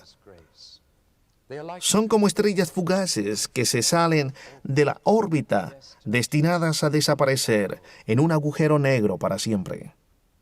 Enoc, que vivió solo 7 generaciones después del primer hombre, Adán vio que todo esto iba a suceder. Se refirió a estas personas cuando dio su mensaje profético. «Cuidado, el Señor ha llegado con 10,000 de sus ángeles para traer juicio sobre todos los seres humanos y para convencer a todas las personas pecaminosas de todas las obras malas que han cometido en sus vidas sin Dios y de las cosas que estos pecadores han hablado contra Él». Estas personas son gruñones, descontentos, siempre quejándose y fijándose en las faltas. Sus bocas están llenas de jactancia sobre ellos mismos, pero no adulan a otros cuando es para su provecho. Ahora, amados, teníais que haber recordado lo que los apóstoles de nuestro Señor Jesucristo dijeron que ocurriría. Ellos predijeron que en los últimos tiempos iban a estar aquellos que ridiculizarían la santidad, cuyas vidas estarían gobernadas por sus propios deseos pecaminosos. Personas como estas solo pueden crear divisiones entre vosotros, ya que solo se dejan llevar por sus instintos naturales y les falta la guía del Espíritu.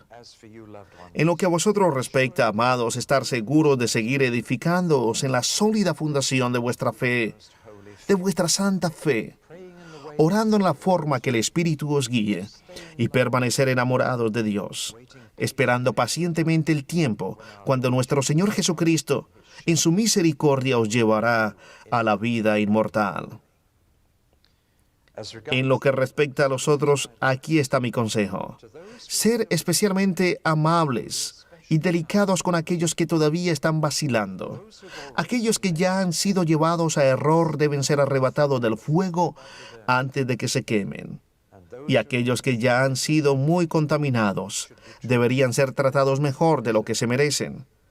Aunque nunca debéis perder el temor sano de ser infectados, incluso con la ropa contaminada por su carne. Alabemos a la persona que puede guardaros de caer y haceros permanecer firmes en su gloriosa presencia, sin ninguna imperfección, sino con gran júbilo. El único Dios que existe y es también nuestro Salvador, a través de Jesucristo, nuestro Señor. Porque solo a Él pertenece toda la gloria, toda la majestad, todo el poder y toda la autoridad, antes de que la historia comenzara, ahora en el tiempo presente y por todos los tiempos por venir. Absolutamente verdad. Eso es lo que la palabra amén significa. Absolutamente verdad. Demasiados predicadores ponen un signo de interrogación al final de la palabra amén. ¿Amén? Una cosa horrible. Amén. Absolutamente verdad. No es una pregunta. Bien, ahora venimos a Judas. El libro más descuidado del Nuevo Testamento ha sido anunciado en parte porque es un libro pequeño y la gente desprecia las cosas pequeñas, y en parte porque está lleno de cosas extrañas. ¿Qué es esto del arcángel Miguel discutiendo con Satanás por el cuerpo de Moisés? ¿A qué se refiere esto? Tenemos que hacer un poco de investigación y descubrir qué es eso. Y los hijos de Coré, ¿qué hicieron? ¿Y qué hicieron los ángeles para que los encerraran en un calabozo de esa manera? Y tampoco se le echa mucha cuenta, creo, porque es una carta bastante fuerte. A la gente no le gusta leer cartas duras, sino cartas suaves y agradables. Y esta es bastante aguda. Es como un cirujano manejando un cuchillo para cortar el cáncer del cuerpo de Cristo. Ves que todas las iglesias están en peligro. Algunas enfrentan peligro externo, persecución que viene de afuera.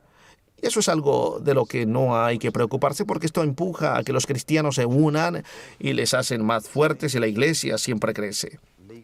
El peligro viene de dentro: legalismo, liberalismo, cristianos que son demasiado estrechos de mente y cristianos que son demasiado abiertos de mente. Estos son los peligros que vienen de dentro y pueden destruir el cuerpo de Cristo.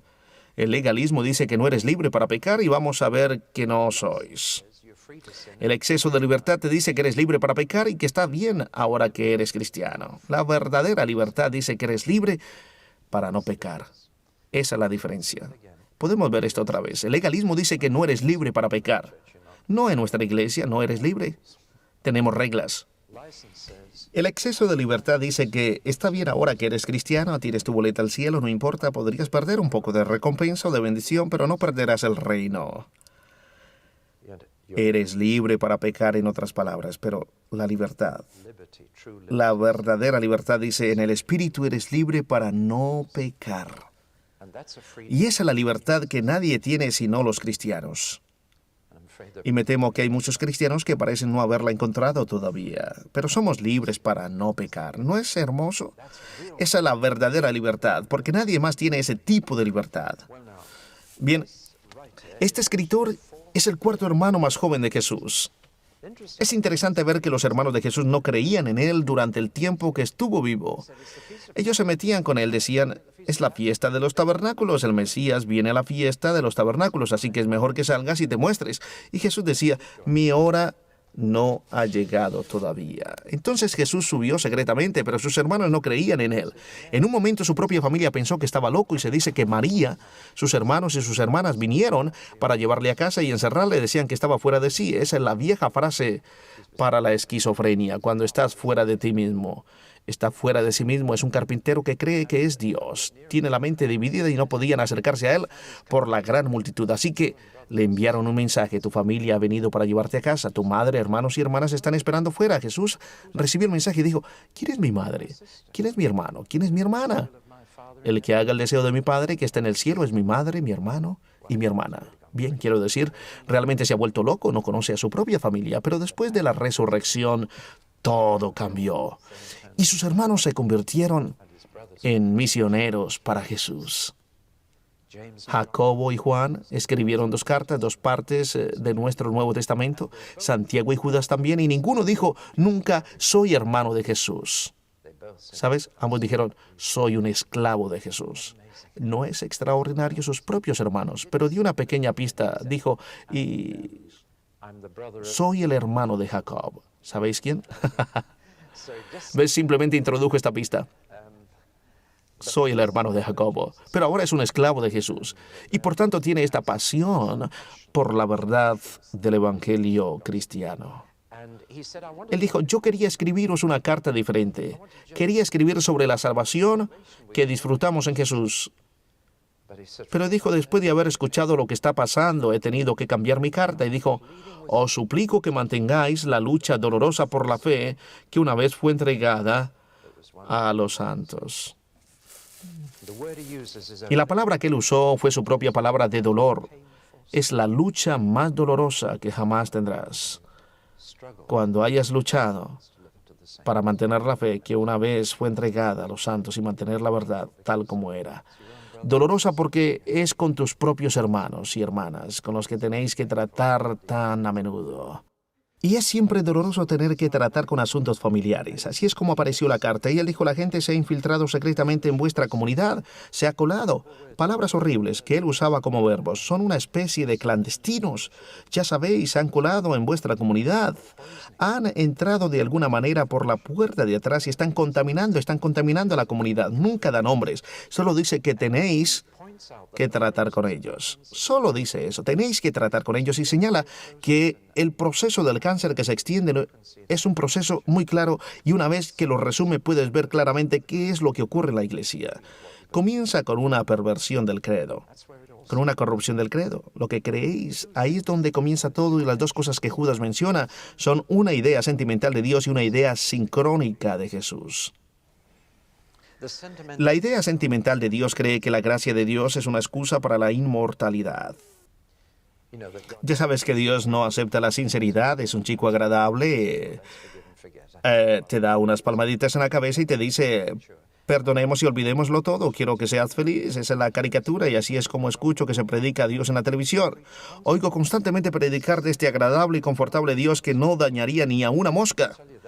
Es una idea sentimental de Dios, no una idea bíblica. Te digo que ese himno de Habacuc tiene una noción más bíblica de Dios, y hay un fuerte sentido de que Dios trata con las situaciones problemáticas. Dios no pasa por alto el pecado. Él lo trata, y necesitamos recobrar ese punto de vista no sentimental, sino bíblico de Dios. Esa fue la primera cosa. Vieron la gracia de Dios como una especie de idea ligera del pecado. Bien, realmente no importa, yo solo quiero perdonarte. Y creo que la gente se aprovecha de esto. El poeta Ginea, judío y alemán, terminó en París, donde llevaba una vida de bastante pecado. Murió pronto y le trajeron un sacerdote para que escuchara su confesión, pero él no confesó sus pecados, así que el sacerdote le preguntó: ¿por qué no confiesas tus pecados? Él dijo: Dios me va a perdonar de todas formas. Ese es su oficio. Esa es una idea sentimental de Dios, que toma la gracia de Dios de forma muy liviana. La otra perspectiva es la de los que toman la idea sincrónica de Jesús. Dejaron de creer que Jesús era el único Maestro y Señor.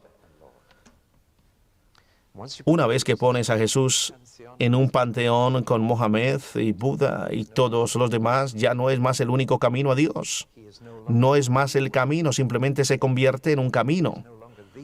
No es más la verdad ni la vida, sino una verdad y una vida. Y hay muchos caminos que llevan a Dios. ¿Cuántas veces has escuchado esto en los medios de comunicación o incluso de boca del vecino de la puerta de enfrente? Que hay muchos caminos que llevan a Dios.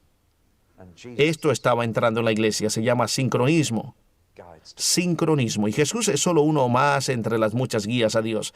No es más el único. Ahí hay una clave. Ahora que habéis corrompido el credo de las personas, no va a pasar mucho tiempo antes de que la conducta de ellos se trastorne, porque lo que crees determina tu comportamiento. Y Judas viene ahora a la parte más fuerte de su advertencia. Recordar que Judas está hablando a cristianos y dice: mirad a los judíos que no se comportaron como debían, a los ángeles que no se comportaron como debían, incluso a Sodoma y Gomorra. El pueblo de Dios no está exento del juicio, y eso significa que se os va a pedir cuentas en el cielo, porque es extraordinario ver cuántas personas piensan que una vez que eres cristiano ya no vas a tener juicio. ¿Quién dijo eso? La Biblia no lo dice. Da vergüenza hablar sobre estos 3 puntos. Veámoslos. Primero que todo, Israel en el desierto. ¿Recuerdan qué le ocurrió al becerro de oro? La orgía, la idolatría y la inmoralidad. Tan pronto como tuvieron una idea errónea de Dios, comenzaron a tener una idea errónea de ellos y dejaron de amar a Dios, dejaron de amarse unos a otros y se maltrataban. Sabes que si vas a la bolsa europea construida en Frankfurt, verás en la parte de afuera un becerro de oro. Está justo atrás, en el mismo centro de las finanzas europeas. La adoración de... Bien, eso es lo que hicieron al final. Y el resultado fue que ninguno entró en Canaán. Habían sido redimidos de Egipto, pero no entraron en Canaán. Todos salieron, pero ninguno llegó. Ahora, escucha, ese incidente en particular es usado 3 veces en el Nuevo Testamento por 3 escritores diferentes para advertir a los cristianos que no son aquellos que comienzan, sino los que terminan. ¿Ves? Pablo lo usa 3 veces. Hebreos lo usa y aquí Judas lo usa. Escucha, si los judíos de Israel salieron de Egipto y fueron redimidos por la sangre del Cordero, pero no lo consiguieron también, te puede ocurrir a ti.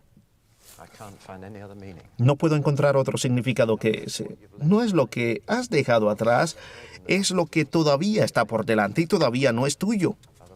Y tienes que conseguirlo porque de otra manera perecerás. O mejor, perecerás. Esa es la palabra correcta. Perecerás en el desierto. Y ese es un lugar muy triste para estar. Viviendo del maná. ¿Qué es eso del maná? Esa es la palabra hebrea.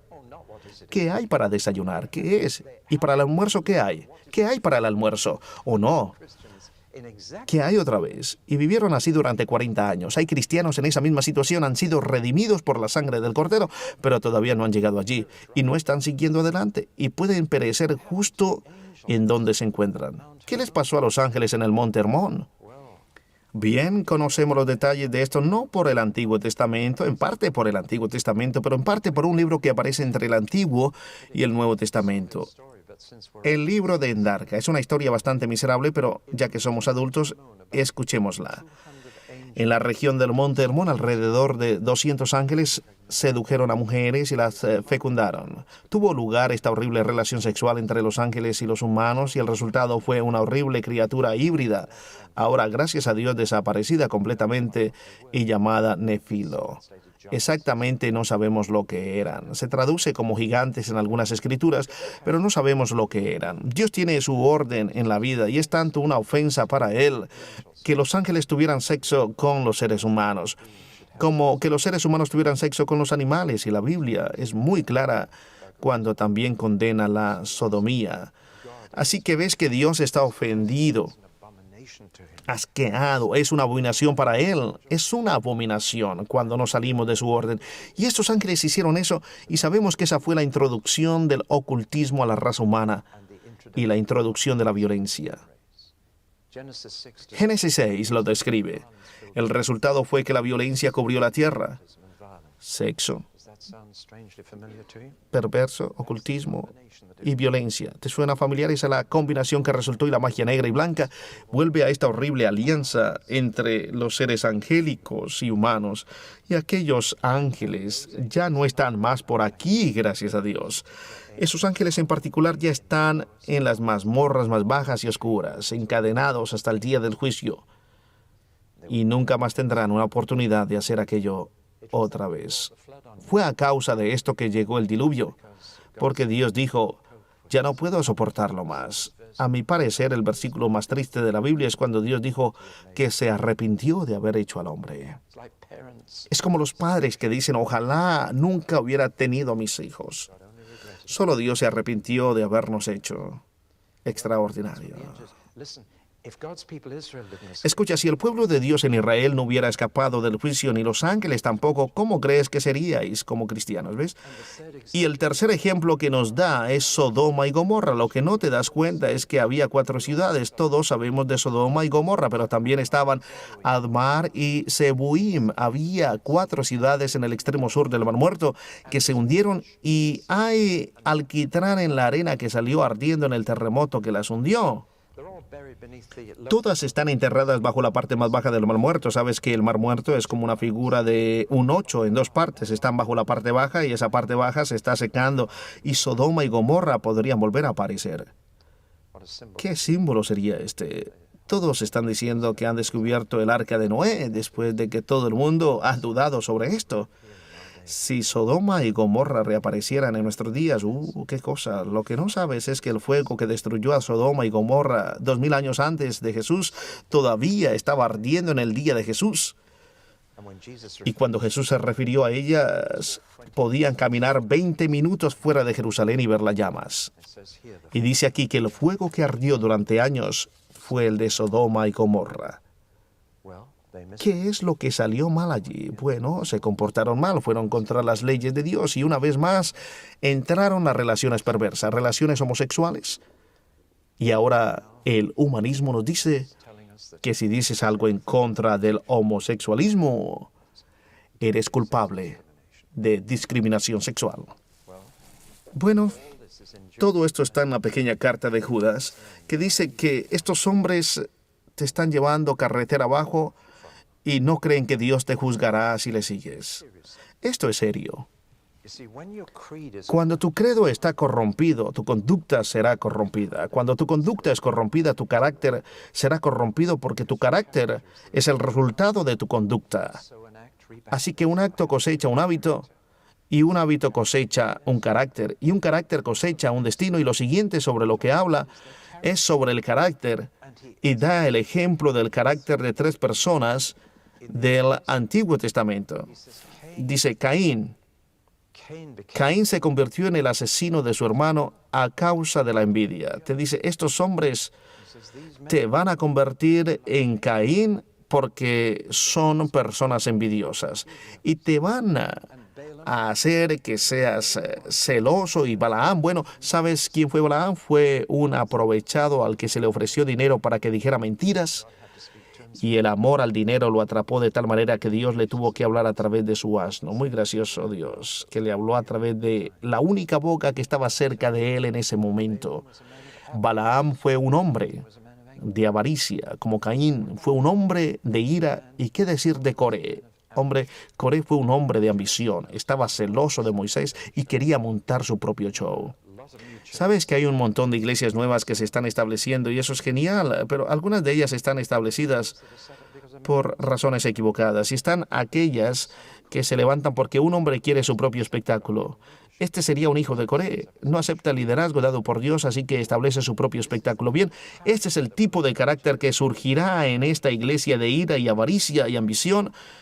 Y una vez que tu carácter está corrompido, tu conversación será corrompida, porque tu conversación sale de tu carácter y también sale de la abundancia del corazón, como dice la Escritura, habla el hombre. Así, ¿qué manera de hablar caracteriza a estas peligrosas personas que han entrado encubiertamente en la comunidad de los santos? Son gruñones y buscadores de faltas. Nada es suficiente para ellos. Ten cuidado con las personas que se unen a tu comunidad porque no están satisfechos con otra. Le doy 6 meses antes de que se sientan insatisfechos en tu iglesia. Ya sabes que hay gruñones y buscadores de faltas por todo lado. Siempre buscan la comunidad perfecta y te digo que si estás buscando la comunidad perfecta, no te unas. La vas a estropear porque si eres el tipo de cristiano de supermercado que está buscando la comunidad perfecta, eres justo la persona que la vas a estropear. ¿Ves? Gruñones y buscadores de faltas, pero también está la otra parte del discurso que es bastante seria. Los presuntuosos y los aduladores. Fanfarronean sobre ellos mismos para levantarse a sí mismos y después se levantan un poco más. Ambos adulan a otras personas. La presunción y la adulación van juntas. La adulación es algo horrible. Animar y apreciar a alguien es algo bueno, pero adularlos es exagerar. Y lo haces por razones egoístas, pero no para ayudarlos a tener más confianza. Se cuenta de un hombre de negocios que subió muy alto porque le hacía la pelota al hombre que estaba por encima de él y pasaba por encima de la cabeza de todo aquel que estaba por debajo de él. ¿Qué esquela de defunción?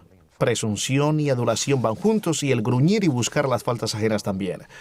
Ese es el tipo de corrupción que encontramos en esta iglesia. ¿Puedes ver el progreso? Credo, conducta, carácter, conversación. Estoy seguro de que al haberlo explicado de esta manera, ahora puedes reconocerlo y probablemente recuerdes haberte encontrado con algo así.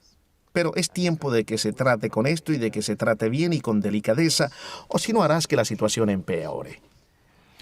¿Cómo tratamos con este asunto? Lo primero es no sorprenderse cuando las cosas van mal en la iglesia.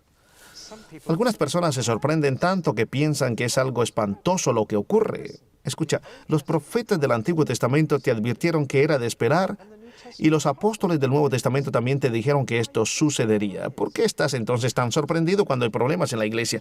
Es porque no estamos todavía completamente a salvo. Y estamos sujetos a que haya problemas en la iglesia. La forma en la que tratamos con el problema es lo que importa. No deberíamos escandalizarnos por nada. Habrá problemas porque ninguno de nosotros es todavía lo que Dios quiere que seamos. El profeta del Antiguo Testamento, Enoc, esto me parece fascinante, ¿sabes? Enoc fue el primer profeta de la Biblia, el primer hombre en recibir un mensaje de Dios para otras personas. Fue una advertencia que Dios iba a venir en juicio y tratar con toda esa generación y que juzgaría. Hay una palabra que usó 5 veces, impíos. Dios viene a ocuparse de la gente impía y de todas las cosas impías que ellos dicen y de todas las cosas impías que ellos hacen en este mundo impío.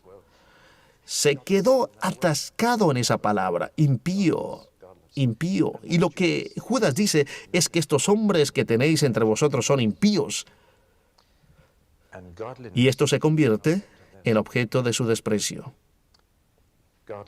Se convierte en objeto de su desprecio, impío. Acabo de recordar algo que dejé en la primera mitad, pero volveré a eso. Enoc fue también el primer profeta en traer un mensaje de juicio. Cuando tenía 65 años tuvo un hijo y le preguntó a Dios qué nombre debía ponerle, y Dios le dio un nombre extraordinario para su hijo. Le dijo, llámale Cuando muera sucederá. ¿Te gustaría ir al colegio y que el profesor diga, ¿cuál es tu nombre, chico? Cuando muera sucederá. ¿O has hecho tus deberes? Cuando muera sucederá. El pobre chico aterrizó con ese nombre. Por supuesto, su nombre no era en inglés. Su nombre fue Matusalén. Y por eso es que él vivió más que nadie, porque Dios es tan paciente. Y esperó todo ese tiempo antes de que el juicio llegara. Y el día que Matusalén murió, comenzó a llover, pero para ese tiempo, el nieto de Matusalén, Noé, había construido un barco. ¿No es extraordinario? Dios esperó 969 años antes de juzgar a esa generación. ¿No es Dios paciente? Fue Martín Lutero quien dijo, si yo fuera Dios le hubiera dado una patada al mundo y lo hubiera hecho pedazos. Hace tiempo.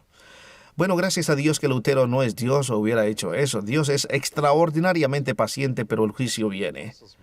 Los apóstoles del Nuevo Testamento nos advirtieron que en los últimos días habrían burladores y la santidad sería un chiste. Y eso es exactamente lo que está pasando ahora. Puedes ver cómo las comedias de televisión se mofan de la santidad y de las cosas que los santos creen. Se ha convertido en un chiste. Y nosotros venimos a ser el objeto de esa risa porque queremos ser santos.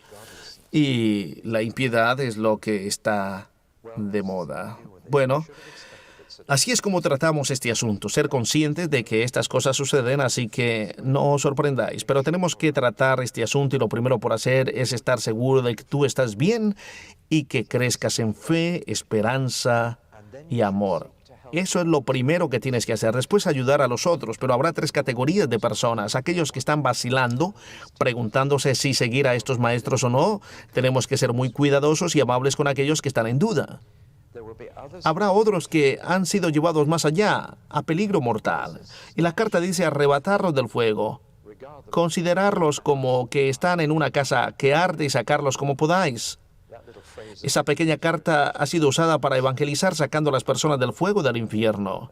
No tiene nada que ver con eso, es sacar personas del fuego, sí, del infierno, pero no porque son peligrosos, sino porque son cristianos que van a ser desviados del camino.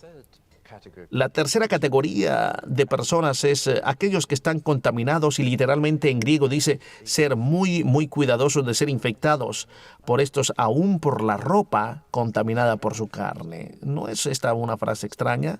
Pero es obvio que hay enfermedades que son transmitidas a través de la perversión sexual y la promiscuidad, y de eso es que tenemos que estar asustados, pero con el temor correcto. Y deberíamos estar preocupados que todavía hay personas por las que Cristo murió. Así que no estéis sorprendidos, sino que tratéis con el asunto y sobre todo recordar todo el tiempo que Dios te puede guardar de caer. Ya sabes que a menudo citamos solo un aspecto de estos textos que hablan de preservar. La gente enfatiza que Dios puede guardarte de caer. Dios puede preservar lo que le he entregado, y si pones todo el énfasis en que Él te guarda, no te vas a dar cuenta de que cada vez que hay un versículo que habla de que Dios te guarda, aparece otro cerca que dice, pero guardaros a vosotros mismos. Y justo antes del último versículo de Judas que dice que Él puede guardarte, justo antes dice, guardaros en el amor de Dios. No dice que está seguro de preservarte de caer. Dice, Él puede. Así que mantente en Él, porque Él puede. De nuevo, en Timoteo, donde Pablo dice, estoy persuadido de que Él puede guardar aquello que le he entregado con maravillosa confianza, pero esto aparece justo enfrente de donde dice, yo he mantenido la fe. El tema de preservar tiene dos caras. Él puede preservarte, así que mantente en Él. ¿Ves el equilibrio? Y de nuevo, necesitas ambas verdades si no le das mayor énfasis a una u a otra. Todo no está en nosotros, ni todo está en Él. Está en mantenerte en Él, porque Él puede mantenerte confiando en Él, y así no caerás.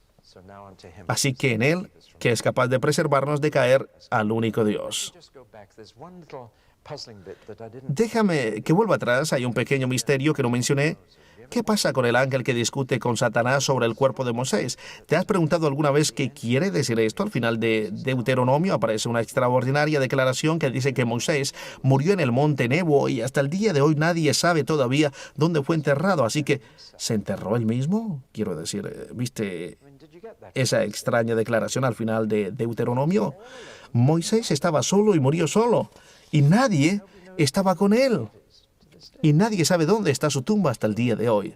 Así que, ¿quién lo enterró? Y la respuesta es que Dios envió al ángel Miguel a enterrar a Moisés. Los ángeles son personas muy prácticas, son buenos cocineros. Elías descubrió que los ángeles pueden cocinar una comida muy buena. Pueden conducir carros, pueden manejar bicicletas. He escuchado el caso de ángeles en Afganistán manejando bicicletas y protegiendo así a un misionero que iba en su bicicleta. Los ángeles son muy prácticos. Probablemente hayas tenido alguno en tu casa o en tu coche sin saberlo. ¿Por qué cuando vinieron a Abraham, pensó que eran simplemente 4 hombres? Los ángeles no se presentan con trajes de noche blancos y brillantes, ni con alas y arpa, y con cabello largo y rubio. Esa es la imagen que se nos da en la escuela dominical. Quiero decir, ¿cómo podrías, en Hebreos 13, hospedar a ángeles si estabas desprevenido? Si de esa manera es como aparecieron, no. Los ángeles tienen el aspecto de seres humanos normales, y este ángel fue enviado con una pala para enterrar el cuerpo de Moisés. Pero cuando llegó allí, el demonio estaba sobre el cuerpo de Moisés y dijo, no toques este cuerpo porque es mío, es un asesino, es mío. Hay una confrontación, y es una lección que algunos cristianos necesitan escuchar hoy en día, que Miguel ni siquiera reprendió a Satanás. Podemos ser muy descarados con Satanás y eres muy tonto si eres así, él es mucho más inteligente que tú. Cuando escucho a jóvenes que dicen, nosotros reprendemos a Satanás, me preocupo. Miguel dijo, el Señor te reprenda. Y el demonio se fue. y Miguel enterró a Moisés como debía ser. Esto está detrás de la historia. Hay ángeles buenos y ángeles malos y Miguel era un ángel bueno. Puedes ver que la iglesia estaba jugando y se estaban confundiendo y Judas, que quiso escribirles una carta agradable sobre la salvación, para animarles, dijo: he tenido que escribir un tipo de carta diferente por causa del cáncer en el cuerpo. Estoy seguro de que tienes un mensaje al estudiar todas estas cartas de Pablo, Juan y Judas. El peligro más grande para la iglesia viene de dentro. Y tenemos que estar alertas todo el tiempo. Y en verdad y amor competir por el Evangelio que fue una vez entregado puro a los santos. En estos momentos existe una gran batalla en el mundo occidental por hacer eso. Y quizás estos programas pueden ayudarte a luchar por la verdad. No pienses que todo lo que digo es la verdad. No soy el Papa, no soy infalible. Simplemente soy un intérprete de la Biblia. La palabra es infalible. Los que la interpretan, no. Si no puedes encontrar lo que digo en tu Biblia, entonces olvídalo. Pero si ves que lo que digo aparece en la Biblia, entonces agárrate a esto y lucha por ello. Compite por la fe que una vez fue entregada a los santos. Que la pequeña carta de Judas te anime a hacer eso cuando te des cuenta en qué espantoso peligro se encuentran los cristianos cuando las personas se infiltran en la iglesia con malas ideas y malos comportamientos, mal carácter y mala conversación.